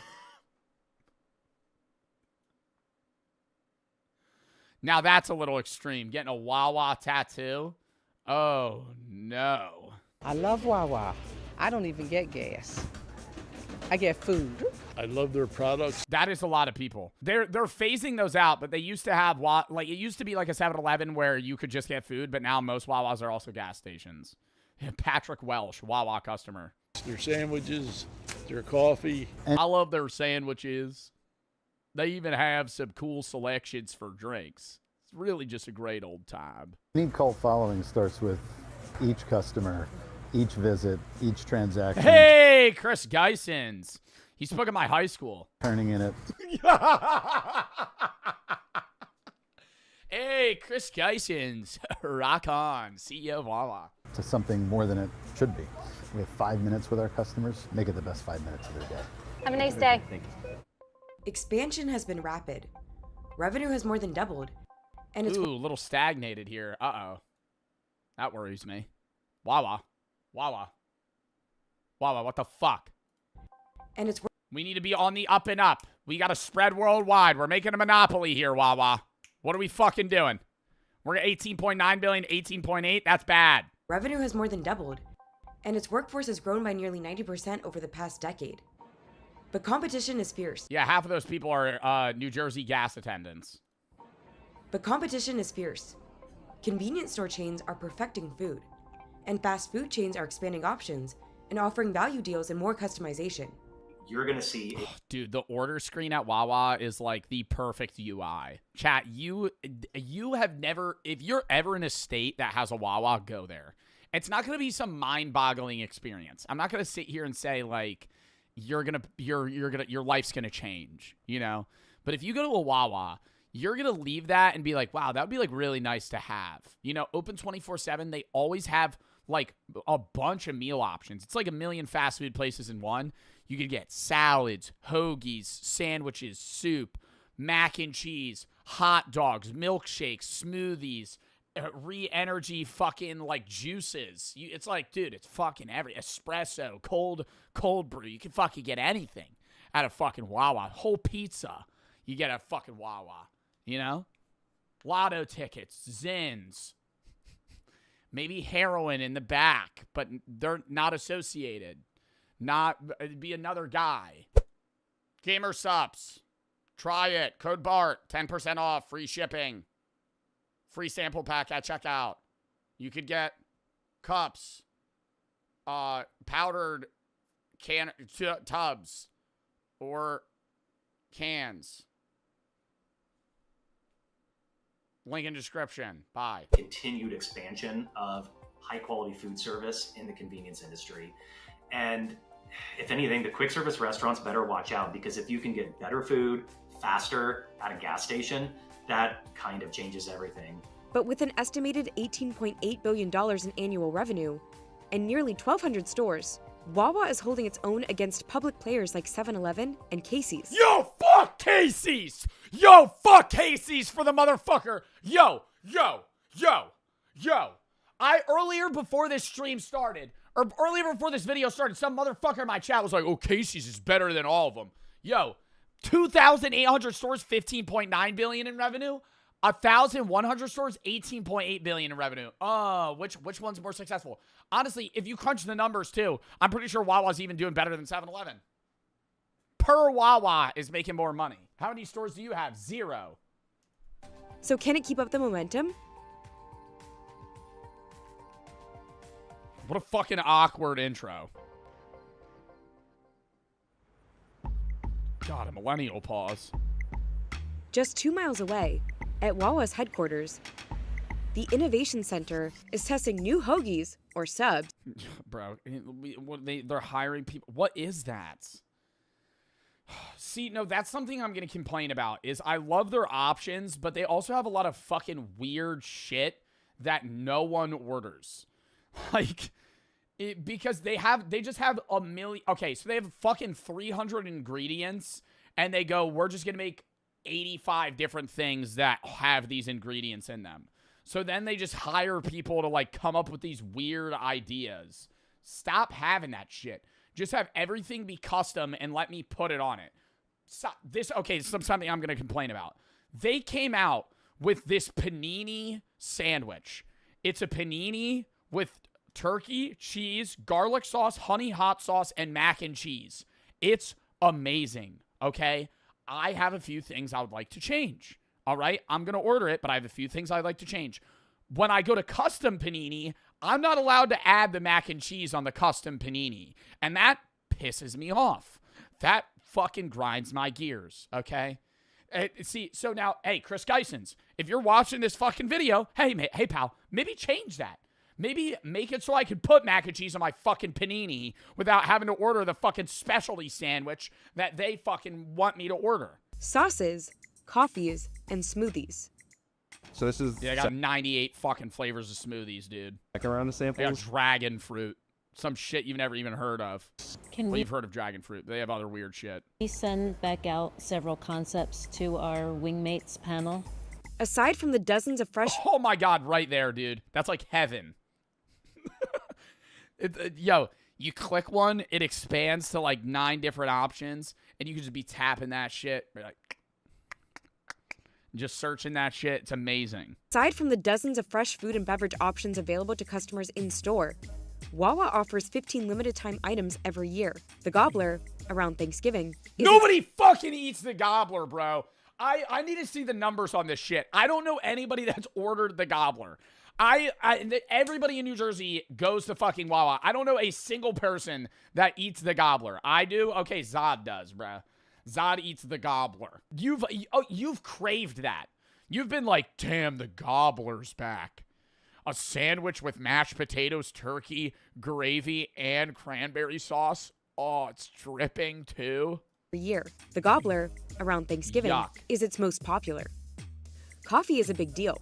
There are... What's another fucking specialty sandwich that Wawa has seasonally that's popular? They have Hoagie Fest. And Hoagie Fest is like the fucking... Dude, when I see Hoagie Fest, all of the sandwiches, I'm pretty sure, are the same fucking price. So if you get a 6-inch or a 12-inch, they're the same price. So when I see a motherfucker on Hoagie Fest, or it's like $4 and $5. No, it's like, if you get a 6-inch hoagie, say it's like $4. Regularly, the 12-inch would be like $8 or like $10. But a Hoagie Fest is like $4 and $5. Just get the fucking bigger one. But I see people get the 6-inch hoagie. What are you fucking doing? You're just wasting money. Already 9 variations at its stores. We used to have... Some people are health conscious. It's a 12-inch hoagie, brother. Cut that bitch in half. Oh, Chris Geisens, lock in. Different third parties, Dunkin' or Pizza Hut was part of our offer here. And customers said to us, we trust you, we trust your food, we trust the brand you are. And so now every product we sell here that's food or fresh beverages or Wawa branded. I think it offers a nice tart flavor. All right, I'm gonna get some slurpant. A focus on food is... All right, we're getting a little snobbish with the science here for the Wawa. I mean, dude, the people that are getting the coffee are pulling up at 4 a.m. They're truckers. Paying off. Customers who shop at both Wawa and quick service chains Burger King, Wendy's, or Starbucks have been shopping more frequently with Wawa than with the others since 2023. And breakfast is the clear winner. Morning meal traffic increased by 5% at food-forward convenience stores like Wawa, while QSRs only increased by 1% in August 2025. The big thing Wawa figured out is if you look at all of the negatives that were historically associated with the gas station industry, the bathrooms, maybe the last resort food, Wawa flipped all of that and decided to turn those into positives. Wawa's customers... They don't let crackheads in the bathroom. I mean, like, what the fuck are we... Dude, like, that's what... They're trying to flip those into positives. So, you know, the things that normally are not perceived, that's what they do, bro. The bathrooms are clean because they have locks on them. At ones of high traffic areas, like, dude, they just don't let, like, why would you? I'm not saying, bro, I'm not gonna have a take here. I'm saying the bathrooms are cleaner because they have janitors that take care of them and they don't let, like, homeless people roam the stores. Customer base is also increasing. While at competitors 7-Eleven, Circle K, and Sheetz, it's shrinking. People know each other by name. People create this warm environment. That, I think, is somehow the secret sauce. Chris Geisens, king of parasociality. Chris Geisens, making you fall in love with the guy, with Roger, that makes your hoagie at 3 p.m. What creates, if there is, a cult-like following. Up, next person. Come on. And it starts with its employees. Ooh, Dan's gonna be whipping up my mac and cheese at 3 a.m. They own nearly 40% of the company. When you're an owner, you're just vested a little bit more. There's a higher level of commitment. Our most loyal customers, they're here 3, 4, 5, 10 times a week. You get to know them by name. You get to know their family. You get to know what's happening. 10 times a week? Actually, no, never mind. They go every morning, and then they go 3 times for, like, dinner. And that connection, it's not really an expected thing in training. It happens because of culture. I'm gonna have a chat. We're never gonna know. This is gonna be like a Schrodinger's cat. Is there any liquid in that coffee cup? Is there any liquid in that coffee cup? Or is he just holding that? Like for the video. It's a prop. That's what I'm thinking. I don't know. Let's analyze his hand movement. I feel like It's not really an expected thing in training. It happens because of culture. no, it looks like it's got some weight to it. Tell her I said hi too. I will. Tell her get better soon. Never had that happen. Never had that happen at a Wawa. Maybe it's because I don't open up to them. They always try to talk to me and I just ignore them. I don't ignore them, but if I go to a Wawa, they'll be like, "How's your day?" I'll be like, "Good." One word answer. Good. How about you? Awesome. Thanks, man. Have a good day. You too. Bye. I don't know, man. I don't want to fucking talk, bro, because I'm not trying to have a fuck-ass conversation, man. I'm just trying to leave. You know what I mean? Like, I'm trying to get in, get out, get the food. They're nice. I'm not upset. I'm not rude to them, chat. I'm just like, I'm not going to continue the conversation. What about the community? Damn, maybe Roger's been thinking about my well-being so much. Fuck, dude. Maybe Roger's been thinking about me too much. Thinking about him right now, wearing that black Wawa hat. Probably in an apron right now, cooking up a hoagie. Maybe panini pressing something. You think he's thinking about me? I'm thinking about him. Wawa began as an iron foundry in New Jersey in 1803, before shifting to a dairy business in Pennsylvania nearly a century later. As home delivery declined, the Wawa started as a dairy business? company pivoted again, opening the first Wawa food market in the 1960s. When you think of convenience stores, of the 154,000 about in the United States, many were born out of major oil companies. Some were born out of the dairy heritage. It just gave us, I think, a little bit of a leg up on food to begin with. In the following decades, Wawa grew slowly in its home market. This has soured my opinion of Wawa. This has soured my opinion slightly, very fractionally. It's starting out as Big Milk. I still love Wawa because they don't push the milk on you. That would annoy me. If they pushed the milk on me, I would be annoyed. But they don't do that. You know, I'll get a milkshake at Wawa here and there, but they're not like, they don't got like no big milk sign or being like, buy Wawa milk. They do sell milk at Wawa though. To Philadelphia, their own branded milk. In South Jersey, and built a significant presence across 3 other East Coast states, plus Washington, D.C. They got way more stores than this. They're not just in these states. It doubled down on convenience. Oh, or is this just like where they spread initially? Becoming a 24/7 operation in the 70s, at a time when most retailers closed early, and offering surcharge-free ATMs, free air for tires. Always hit up a Wawa ATM before I go gambling. Always. And finally, fuel in the 90s. It debuted in Florida in 2012. As of 2024, no surcharge ATM? No $6 charge? State holds more Wawas than any other. Wawa has become synonymous with Florida, heading out to the Midwest. We had a lot of research, we knew the customers, we'd done all the homework, and the lines around those stores and the opening excitement was palpable. And those stores have performed almost as well as core market stores coming out of the gate. But the convenience store business is getting more competitive as the industry has consolidated. I mean, it's the same thing as like Bucky. I think Bucky's is bigger. Bucky's is definitely bigger, right? Bro, motherfuckers wear Bucky's shirts. Nobody wears Wawa shirts. Like, I'm not wearing Wawa fits. But, like, dude, I'll see somebody in public wearing, like, a big-ass Bucky's logo. We wear Wawa fits. I never have. I do, Joe. Where are you getting a Wawa shirt? 2022, Wawa has been focused on an aggressive expansion plan. And is it Wawa because that's the sound a goose makes? I think. Well, wah, wah. I think, right? I think it's Wawa. Why is it called Wawa? Wah, wah, wah, wah, wah, wah, wah, wah, wah. How does a goose sound? Wawa is named after the town of Wawa, Pennsylvania, where its first dairy farm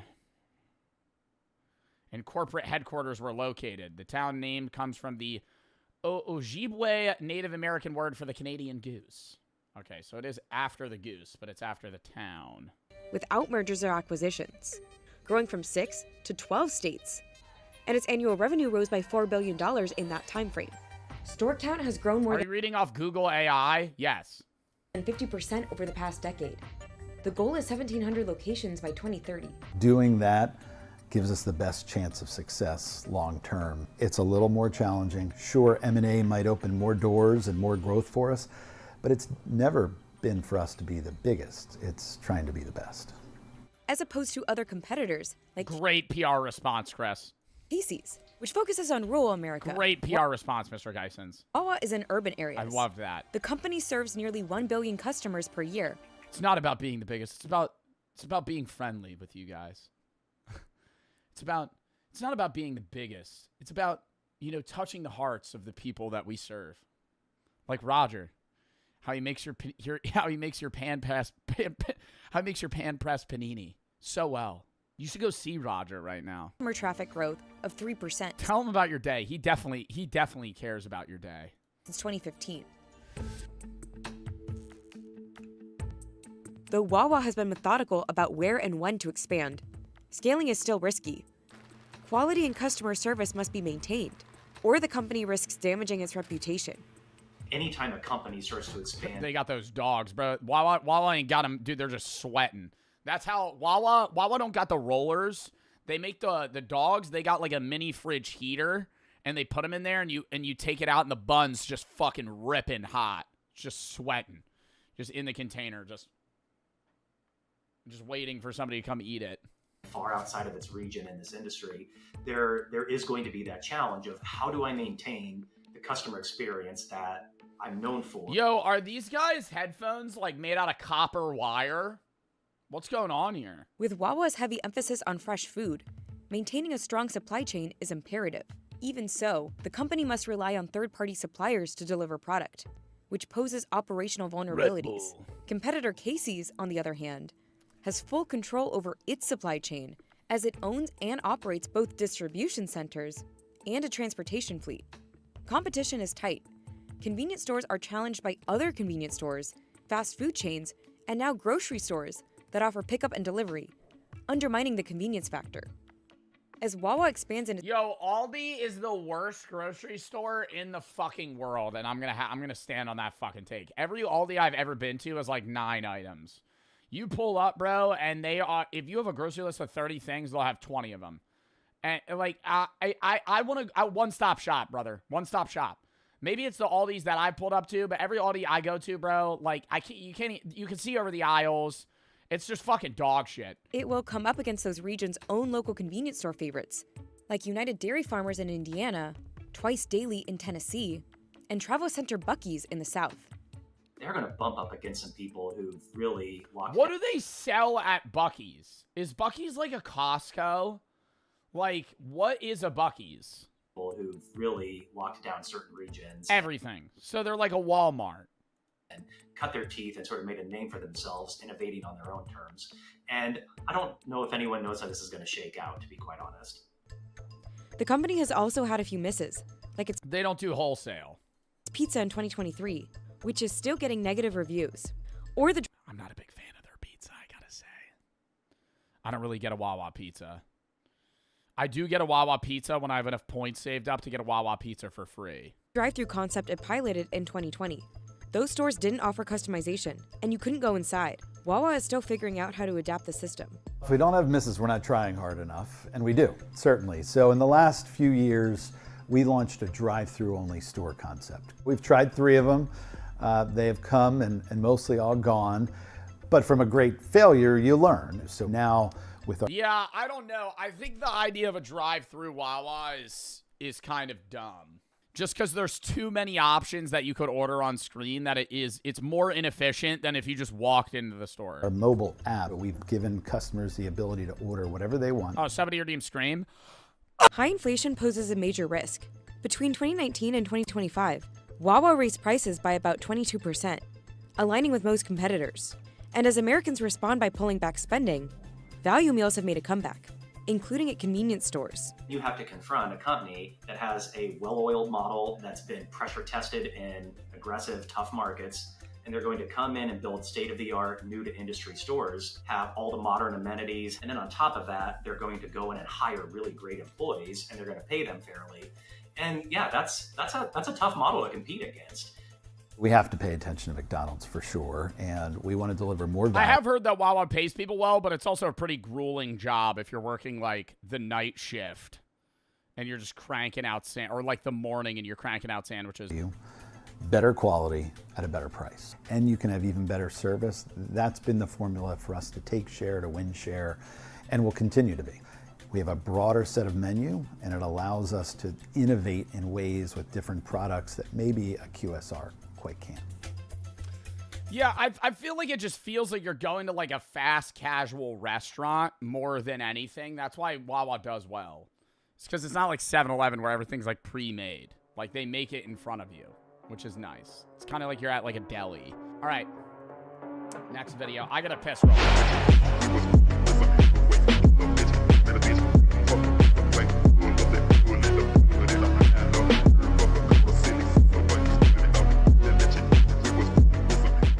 When the director uses real bullets. This is Alexei Kravchenko. He's 14 years old, and he's also not an actor. This is his first time on a film set. And this is not CGI.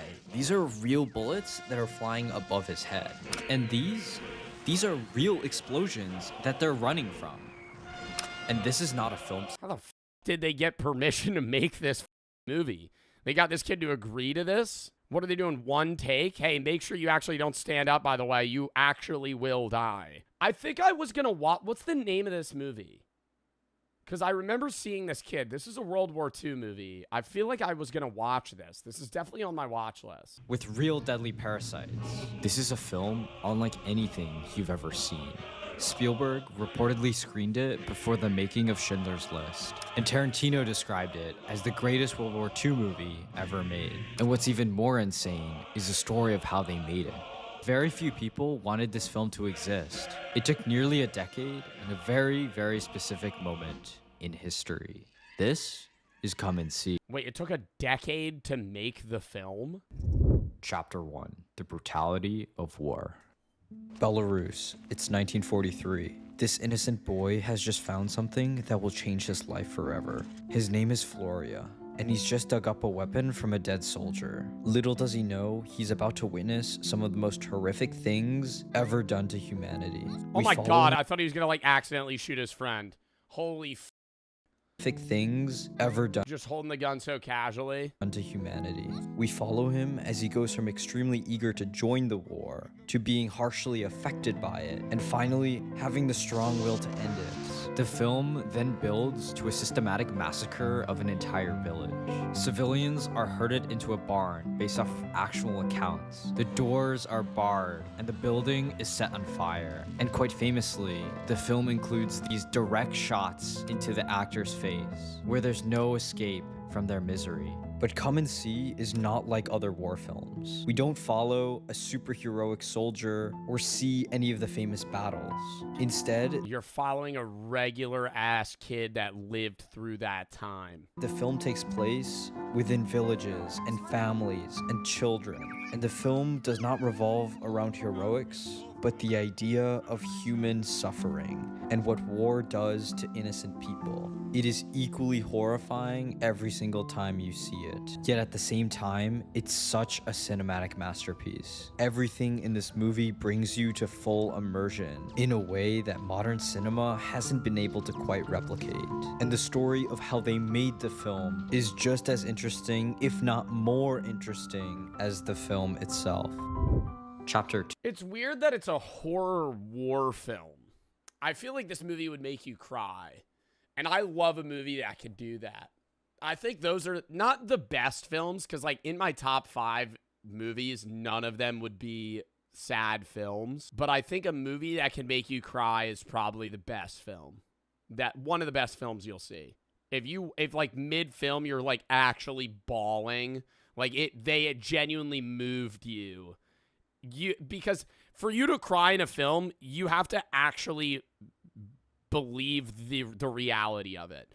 And yes, this is based off actual accounts, so it's not really necessarily a documentary, but it's like taking off real world actions and things that occurred. But like when they rope you into a film to the point where you're so engrossed into them and the character that you cry when bad things happen, My God, that's cinematic master. That's the meme. Cinema. There are 3 people that contributed most to this film that I think we should go over.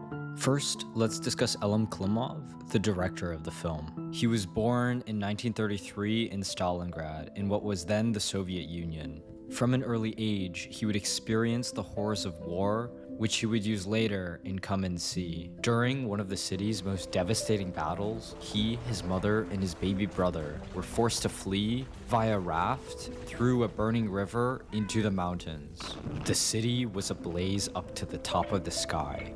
The river was also burning. It was night. Bombs were exploding, and mothers were covering their children with whatever bedding they had, and then they would lie on top of them. As a young boy, I had been in hell. This experience through hell would live with Klimov forever. Yet despite these beginnings, he eventually found his way into film. He started his career with comedies and satires. Nearly every film that he's made has faced some form of interference, delays, or even bans from the Soviet authorities. Yet despite the censorships, he would go on to make these types of films, until 1979, when something terrible happened. His wife, Larissa Shepitko, also an acclaimed filmmaker, had died in a car accident. And to say that her death devastated Klimov is a gross understatement. Shortly after her death, he fell into a deep depression, turned to alcohol, and created a 25-minute documentary honoring her legacy. And even more notably, well, we talked about this previously too. When men lose their wives, they're much worse off statistically than women losing their husbands. Because when you think about it, who, as a man generally, the only people that truly interact with you on a deep level are your mom and your wife, sometimes a friend. But I'm saying men don't really open up to other men. They don't really have deep conversations with other men. And so it's a lot harder to lose that person when you have so few of those people.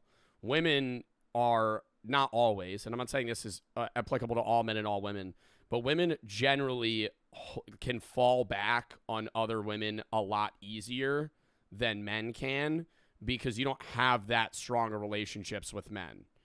Women usually, at least from what I've seen, women tend to have a lot closer bonds than men do. And I'm not saying that men aren't friends or close friends with each other, but a lot of that shit doesn't get real deep, right?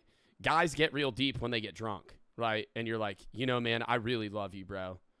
You're you truly care about me, and I really fuck with that. You don't have that sober conversation with another male friend. Usually. You do at times, but most of those things, it's like you're drunk and you're like, I love you. Women will just have those conversations and talk about deep things, right? And guys will do that with their mom. Guys will do that with their wife, right? So it's like, that is horrible. He already lived a terrible life, and now he has to fucking lose his wife on top of that. And what, did that motivate him to make this film? he never made another comedy again. All of his subsequent... Wow. That's got to be that really hurt him then. Because I feel like people use comedy a lot of the time to get out of shitty situations and perceive shitty things in a better light. Like, a lot of the time you use jokes and comedy about fucked up things that happen to you because it makes you feel better about them. Yeah, it's a coping mechanism, making things funny. That's why, not all comedians, but, the people that you would deem as most funny in your life, a lot of the time went through shit because, top-tier comedians have to willingly joke about the stuff they went through. Were repeatedly blocking his project, but he refused to compromise, and he knew the film was too important, that if he were to make it, it had to be done right. Finally, in 1985, something incredible happened.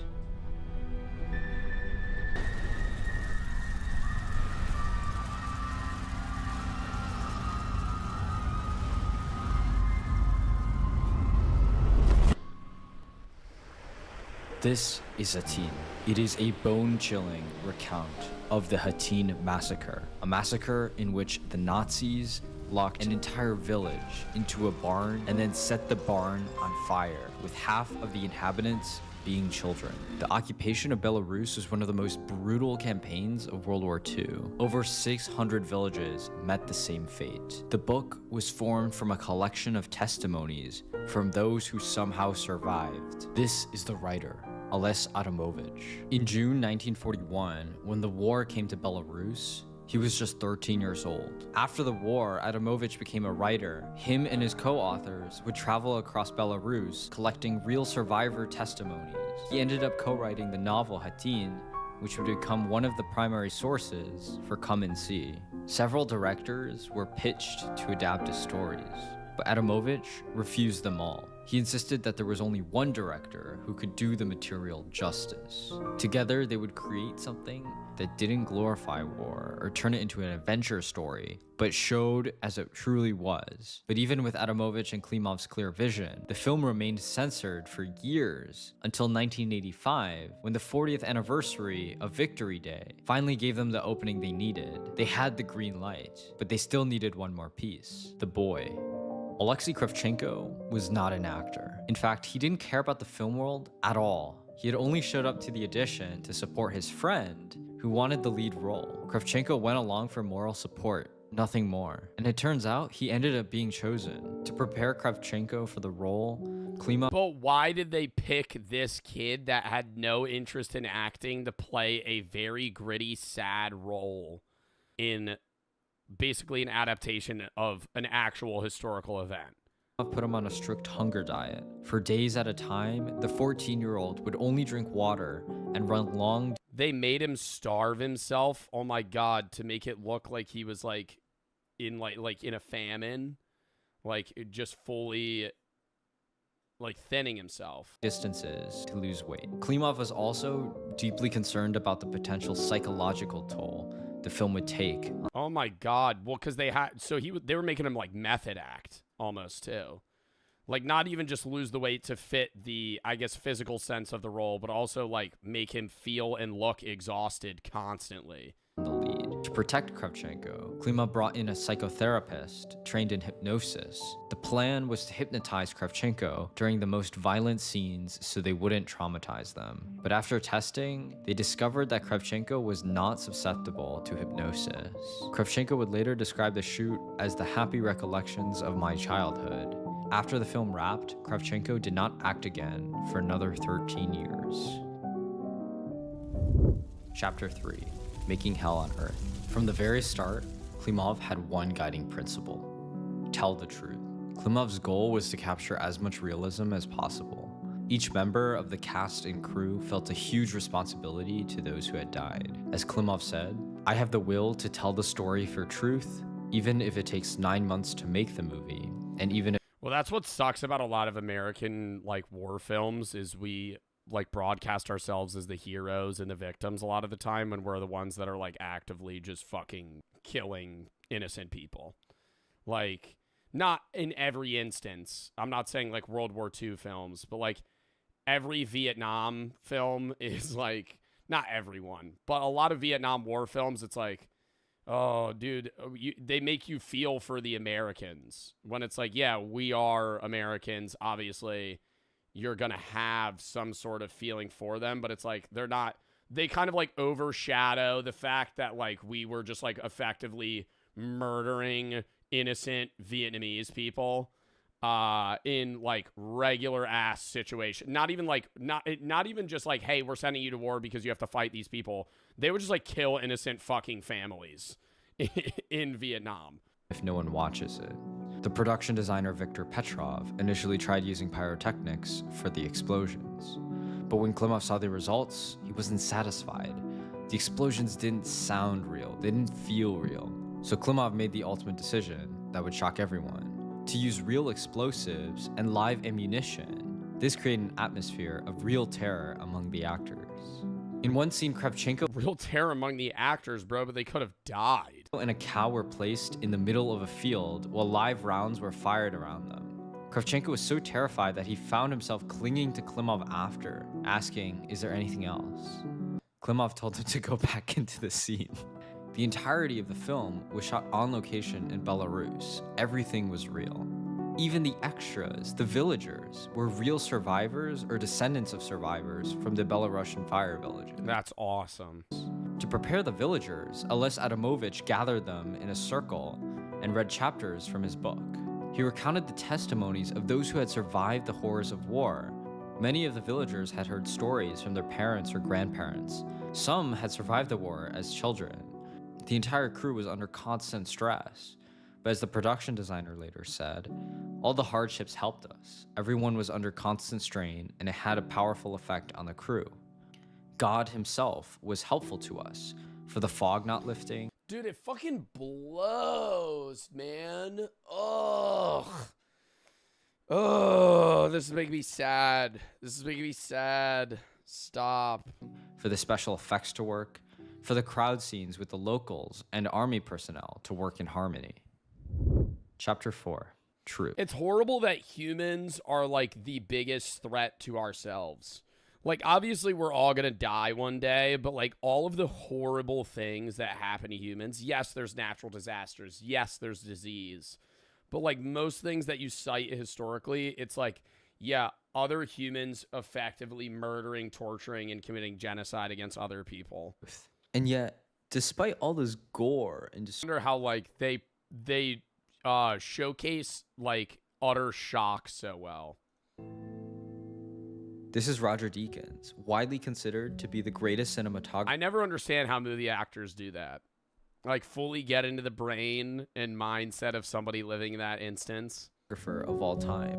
And he's labeled Come and See as mandatory viewing. Conrad Orr used to say he was really trying to create beauty with ugliness. You know, he wanted to make ugly films that were beautiful, which seems a total contradiction. But, you know, how do you film something that is so brutal but engage the audience with it? That's the key to the film, in a way, that the horror is something you imagine right until the end, when obviously you see the real footage, and then Klimov is basically saying, I could have shown you something much worse. After screening in East Germany, a former soldier who had been stationed in Belarus approached Klimov and said, "Everything you showed is true, but I tried to forget about it and never told anyone. Now, when my children see this film, I don't know what to tell them." And for some reason, even decades later, the film seems more relevant than ever before. As the writer Joseph Brodsky once said, in a real tragedy, it is not the hero who perishes, it is the chorus. Like that, dude, that is, like, this kid's 14, and they made him look so disheveled. Like, he looks like an old man. They do that so well. Thank you for watching, and I'll see you very, very soon. I understand why they chose him, because I feel like he fits the role very well, but it's weird how, like, he's not even an actor, and they were like, nah, we need this kid to be the main actor for this. Director decided that trauma needed to go to another generation when casting the lead.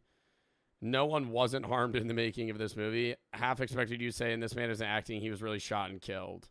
Why isn't there a hero? I don't glorify war. Damn. There are a few war movies that do that well, though, outside of that. But there are a lot where it's like Inglourious Bastards is one of my favorite movies. But it's not like, I don't want to say it's not accurate. It's a fucking Quentin Tarantino film, you know? Like, it's not a true, like, war movie. You know what I mean?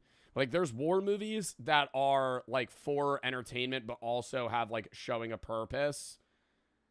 But then there's war movies that are like that. And they're actually trying to show you, like, the gritty horrors of I guess, war in general. Hacksaw Ridge. I feel like I saw Hacksaw Ridge in, like, middle school. Yeah. He is a hero, though, in Hacksaw Ridge. Is he not?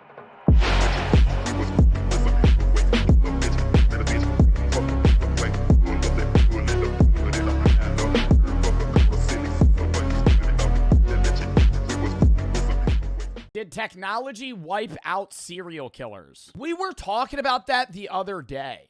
About how, not even with serial killers.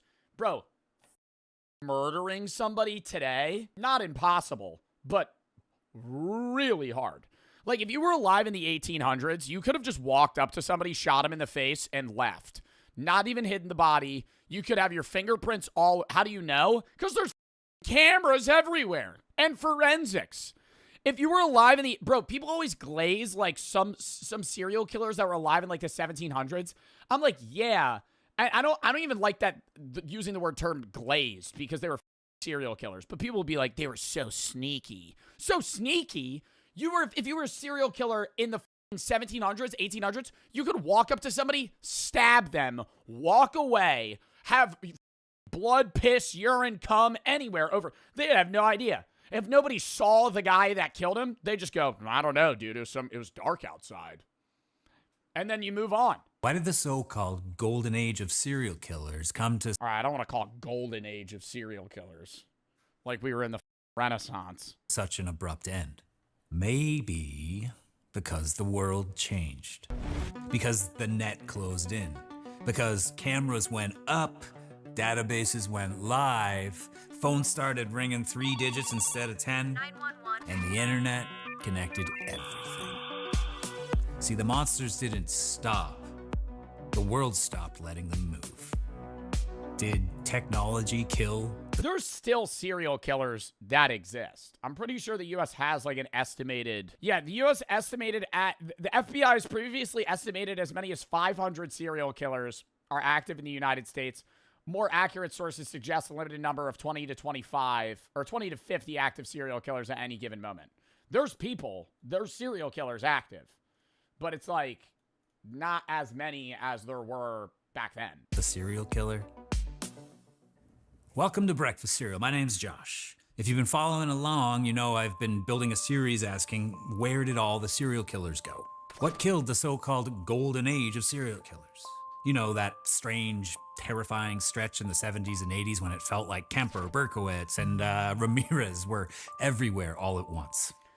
I feel like that was because in the 70s and 80s, serial killers had the maximal amount of technology and things at their hands that they could use to kill and use other people.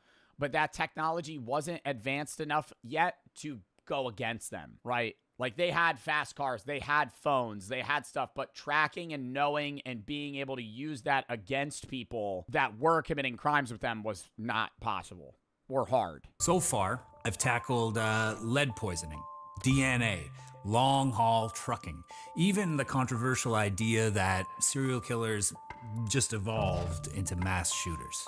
If you're new here, hit subscribe, check out the backlog, and... Really? I feel like there is a difference between mass shooters and serial killers. Not in like in a moral sense, it's both terrible, but I'm saying like the motivation between somebody being a mass shooter and a serial killer, I feel like one is wanting to just watch the world burn and like borderline like anarchy sociopath shit.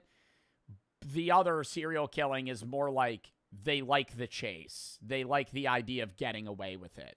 Mass killers aren't trying to get away with it. Like they're just going in, killing people, and then either shooting themselves or getting taken down.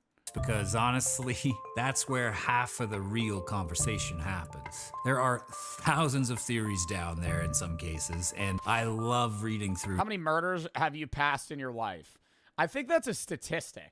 It varies by person, but how many murderers does the average person walk past in their life? The average person unknowingly crosses paths with 16 to 36 murderers. But like that depends on your like where you are, who you are. Like if you live in New York City, it's probably higher. Through them. But today, like if you live in fucking rural Wyoming, you might never encounter a murderer. I want to zoom out a little wider.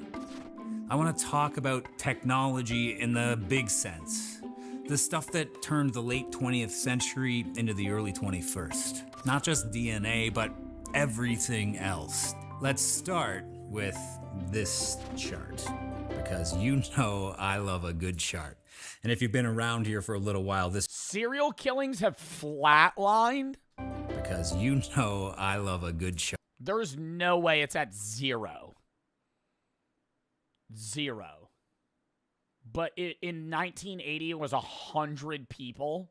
And if you've been around here for a little while, this chart is starting to look very, very familiar.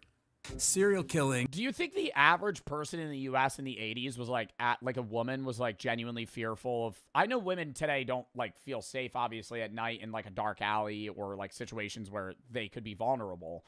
But I'm saying, do you think it was like a daily thought for an average woman in the 80s in like a big city to be like, like this guy might actually be a serial killer? In early 80s, spiking way above anything seen before. Then, suddenly, by like mid 90s, downhill, a sharp decline. By the 2000s, the line is flat. I mean, barely a shadow of its former self.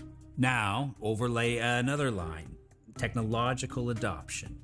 Home computers, cell phones, surveillance cameras, national crime databases, the spread of 911 systems, the internet.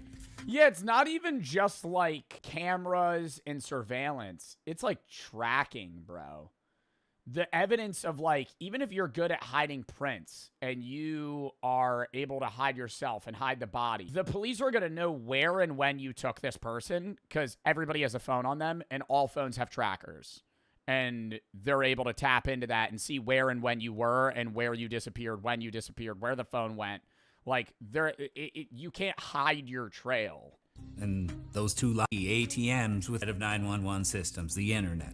The rise of caller ID, ATMs with cameras, even store security systems. And those two lines, look, they almost cross like an X. As the killers drop, tech rises. Coincidence? As we see again, maybe. But again, hard to ignore the timing. When I first started looking at this, it reminded me of my own hometown, actually, when we first started installing its first set of traffic cameras. People complained like crazy. It's like, oh, Big Brother's watching. They said it was pointless. But guess what happened? Car accidents at that intersection where they put in the first ones dropped by like almost half.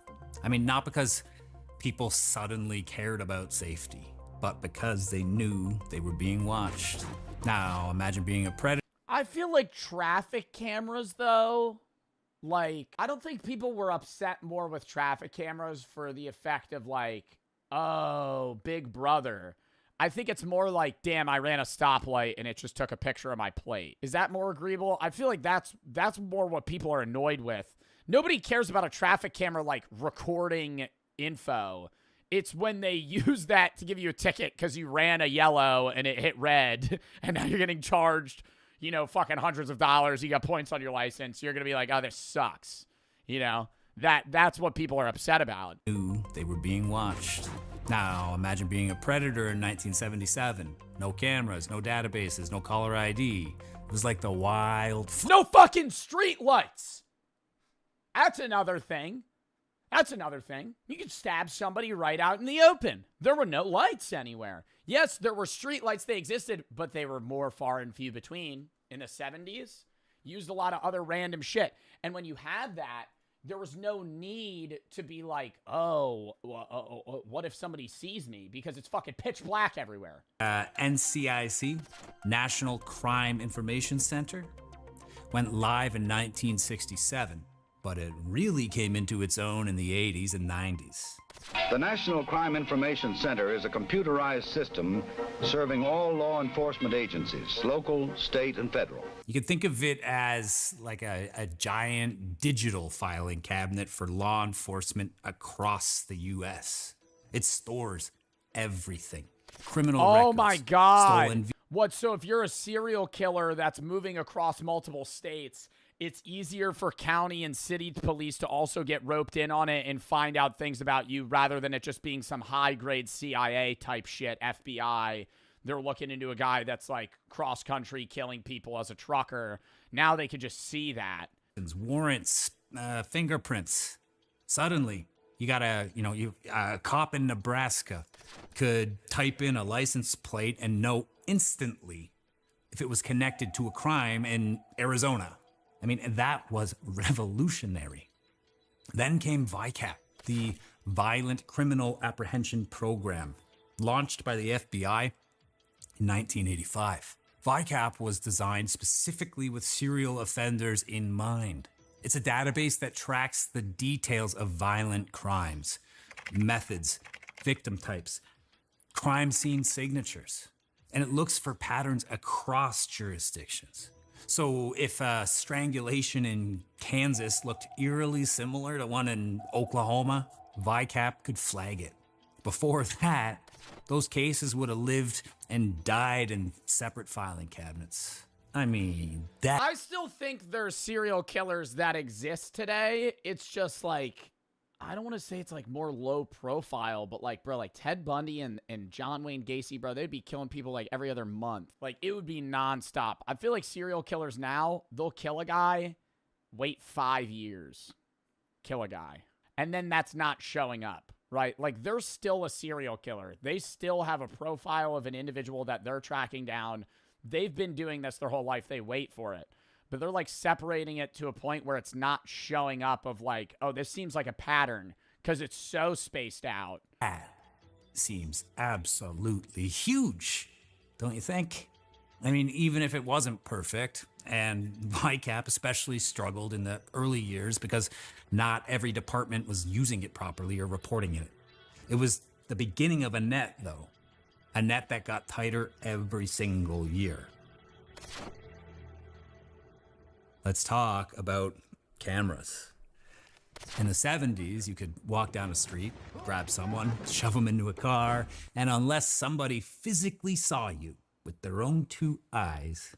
Yo, and even if they did, you wear a mask. All right, so what do you have info on the suspect? I don't know, man. He was wearing a mask and gloves. I don't even know what skin color he was. He was like this tall. He was driving a car. About useless ass information. Nobody helping you. You were invisible. Surveillance cameras were incredibly rare. Grainy if they were there and just local. By the late 90s, though, suddenly cameras are everywhere. So look at Israel Keys. He thought he was smarter than the system. He planned meticulously, stashed kill kits across states, went to extraordinary lengths to beat the system and go undetected. But when he abducted Samantha Koenig in 2012, cameras began closing the circle almost immediately. An ATM camera caught him withdrawing money from her account. Gas station cameras picked up the car he was driving. Each frame, each timestamp, stitched together his trail. Bro, that's why I really think, like, I don't want to say most, but I would feel like most or a lot of modern serial killers have to be either lawyers or, like, in law enforcement or tech. Because they have to know everything. Like, I really think it would be, like Dexter. Like, that's the only way that... because how do you just know this information? Because you would be, like, Googling stuff that would put you on a fucking watch list. Like, if you were actually trying to plan out, like, how to kill someone, you would just have to know it. Like, there would have to be a reason. In another era, he probably would have slipped through. So here's where I think about my own childhood again. I grew up in the 90s, so when the first camcorders were becoming a little more common, my friend's mom had one of these giant ones, it was like this big. It basically had a VCR attached to it. She'd bring it to our baseball games, and it looked like a news crew was showing up. But by the time I was in high school, cameras, they were getting smaller. We had digital cameras, right? Like those Canon Power Shots and stuff. And then now, bro, now it's like, yo, now they got the meta glasses, bro. You ain't even know if somebody's recording. You're a serial killer trying to like lure a guy and kill him, and he's like, hey, buddy, got the metas. Got the meta. Actually, I'm live on Twitch. I'm live on Twitch right now. 2 years later, of course, phones. I can't even imagine being able to do something violent in public and not ending up on like a dozen lenses at this point. See, serial killers are predators of opportunity. Take away anonymity, and you're taking away half their hunting ground.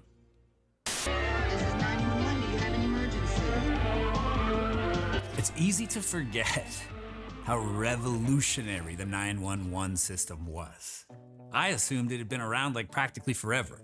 Yeah, I'm going to ask a mad stupid question right now. When did that exist? Did they just not have that before? Obviously, like way back, no, but even in like the 60s, you couldn't just call for help on like a landline. Pretty shocked when researching for this very episode to learn that nationwide adoption of 911, that didn't even start until the 80s. And it was... What? So what would you do in like the 50s? Just fucking deal with it? Nothing? Somebody just has a heart attack, you're like, oh, I guess I gotta drive you to the hospital or you're dead. It wasn't even until the mid-90s that it was like standard. Before that, you had to find a landline, know the number for the local police, and like pray to God and hope that they picked up. That's fucking wild. Oh, he's having a heart attack. Quick, somebody call 55... Quick, somebody call a 12-digit phone number and then wait on the line for the person to connect you. By the time they even answer, he'll be dead. 557372768. Like, Jesus. Now add caller ID. Before the 90s, a guy like BTK could torment the police and victims' families even. Endless anonymous phone calls. Technology finally broke that tool too. I mean, imagine a serial killer somehow missed that memo. Like, imagine BTK. Hello, this is BTK calling. Says here this is Dennis Rader. Oh shit. Hey, while I got you, you know if it's possible by chance to trace a floppy disk? I mean, that's kind of funny, but it's literally how it went down, idiot. He asked the police through a newspaper personal ad, which is how they were kind of communicating. He asked the police if they could track floppy disks. If it was possible to trace a floppy disk. Obviously, the police responded with, no, of course not. No. What is, okay, I know floppy disk is like an early version of a CD, but what do they mean track a floppy disk? Like track the info on it or like trace it back to him if they got the floppy disk? Oh, dumb old Dennis sends a floppy disk to the police. Metadata. Why would he just send them a fucking floppy disk? Immediately traced it back to a computer at Dennis's church. And speaking of computers, the internet changed everything. Not just for killers, but for victims too. In the 70s, if someone went missing, word traveled very slowly. Posters on telephone poles. You've seen it on movies and TV, but for real, posters on telephone poles. I mean, local news. Maybe milk carton shit, dude. Some kid goes missing, somebody goes missing. Dude, I'll even see that, like, you'll see that in cities today. Like, somebody's dog went missing, they'll be like, reward. And I'm always like, I'll keep an eye out, but I'm not going to remember the fucking phone number. So then if you find the dog, you have to find the pole that had the picture on it so you could call the number and be like, I have your dog. I feel bad, but I'm like, it's so inefficient of like, hey, this German Shepherd is missing. If you find it, call us. Like, I'm not going to save the number. a missing persons alert can go viral in hours. Photo. Yeah, but then you have their collar, and you don't even, it might have it on their collar. That's true. But then at that point, then what's the missing posters for? Just so people keep their eyes out? Shared across the globe, entire communities mobilized on. Oh, I feel like Amber Alert, dude. We didn't even talk about that. Amber Alert definitely fucked over serial killers too, man. Amber Alert, I always see those, and I'm like, damn, what if you see that person, bro? Amber Alert, 6'3" man in all red. You look out your apartment window, he's just right there. I would think that I'm not actually experiencing this, and I would be like, okay, I don't want to false report this, but that is eerily similar to what I just saw. Online. I mean, look at Luca Magnotta. See, he wanted to be infamous, and he used the internet as his stage. Before he ever killed a person, he posted disturbing videos online of animal cruelty. Entire internet communities spotted the clips, debated whether they were real, and started trying to track him down. So when he murders Jun Lin in 2012, he filmed it, uploaded the footage, and then fled the country. And here's where the internet really showed its power. Interpol alerts went out, news stories raced ahead of him, and thousands of strangers on the internet picked up the trail. So if you've ever seen the Netflix documentary, this one, Don't Fuck with Cats, you know the story. A handful of amateur sleuths on Facebook went full. Just found him in a different country? How the fuck did they do that? They like tracked his airplane? They froze frames, analyzed the backgrounds, tracked. Oh my God, like some GeoGuessr shit. Oh my God. Like he takes a video of himself somewhere on like a street and they're like, I know where this is. Down items in the room. And the net snaps shut. Wow. Now, here's the pushback. In fucking Berlin, he kills somebody in the U.S., flees to Europe, and somebody's like, I know this guy. I've never even heard of that dude before. Have you guys heard of him? He was just like fucking killing cats on like Live Leak or something, and then he murdered somebody and filmed it. He killed the serial killer. Why do we still see cases pop up? Why do we still uncover guys like Samuel Little, who confessed to killing 90 women over decades?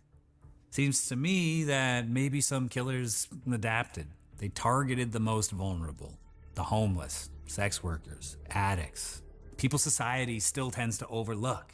Even with tech, if nobody cares enough to look for the victim, the predator. That is very true. That's what people always say about like how if somebody gets murdered and they're from like a wealthier family, the police or that city will try harder, which is like fucked.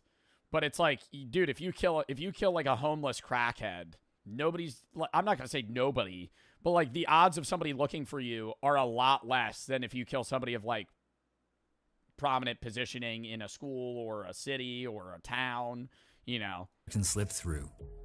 So maybe it's not that technology ended serial killers entirely. Maybe it's just made the game harder.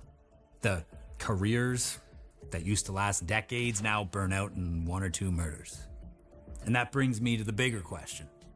Did technology really kill the serial killer, or did it just change the shape of the shadows? Because every time we build a new wall, predators find a crack. DNA, database. What, so he's saying maybe there are serial killers out right now, but nobody's connecting the dots yet because they're doing it in a different way? Bases, cameras. They close doors, but human darkness doesn't just vanish. It adapts. And maybe the scariest thought is this. For all the progress we've made, are we just fooling ourselves? Is safety real? Or is it just another illusion until the next predator figures out how to beat the system? What do you think? Did technology end the golden age of serial killers? Or I don't think it okay, golden age maybe. I don't think it gets rid of serial killers. I don't think you would ever be able to get rid of serial killers. But I think it's a lot harder to be a serial killer now than it used to be. But yes, I also like I've completely forgot about like the homeless thing. Like I wouldn't be surprised if there's like a serial killer that goes to like Skid Row and just murders people and then leaves. Right? Because that's already such a huge homeless population. Nobody's looking into that. People die all the time there, and there's barely any investigations. So it's like, in instances like that, I could really see like people like jumping around from like Kensington to Skid Row to like fucking areas where there's just a lot of homeless people or people that are kind of off the books in terms of like, you know, income, society, jobs, connections. So when they died, nobody even finds out until months later. And then it's like, well, you know, they probably got murdered by another homeless guy and they don't really look into it. And so it's like, there's probably serial killers that do that. But it's like, even then, now their options are more limited. It's not as easy for them to be like luring people at a bar and then like bringing them back and trying to turn them into zombies like Jeffrey Dahmer would. It's not that serial killers are drops. It's police departments, state AGs are afraid to label anything until after the fact comes out. Yeah. Oh, because they don't want to like worry the public or something and be like, we think this is a serial killer. It's like the Fermi paradox all explains the combined, cutting down the numbers until they're tiny. I don't know. There could be a serial killer in chat. Yeah. More likely, like, just a murderer, not a serial killer. Like, serial killers are far and few between. But murderers are more common. Still uncommon to the regular population, but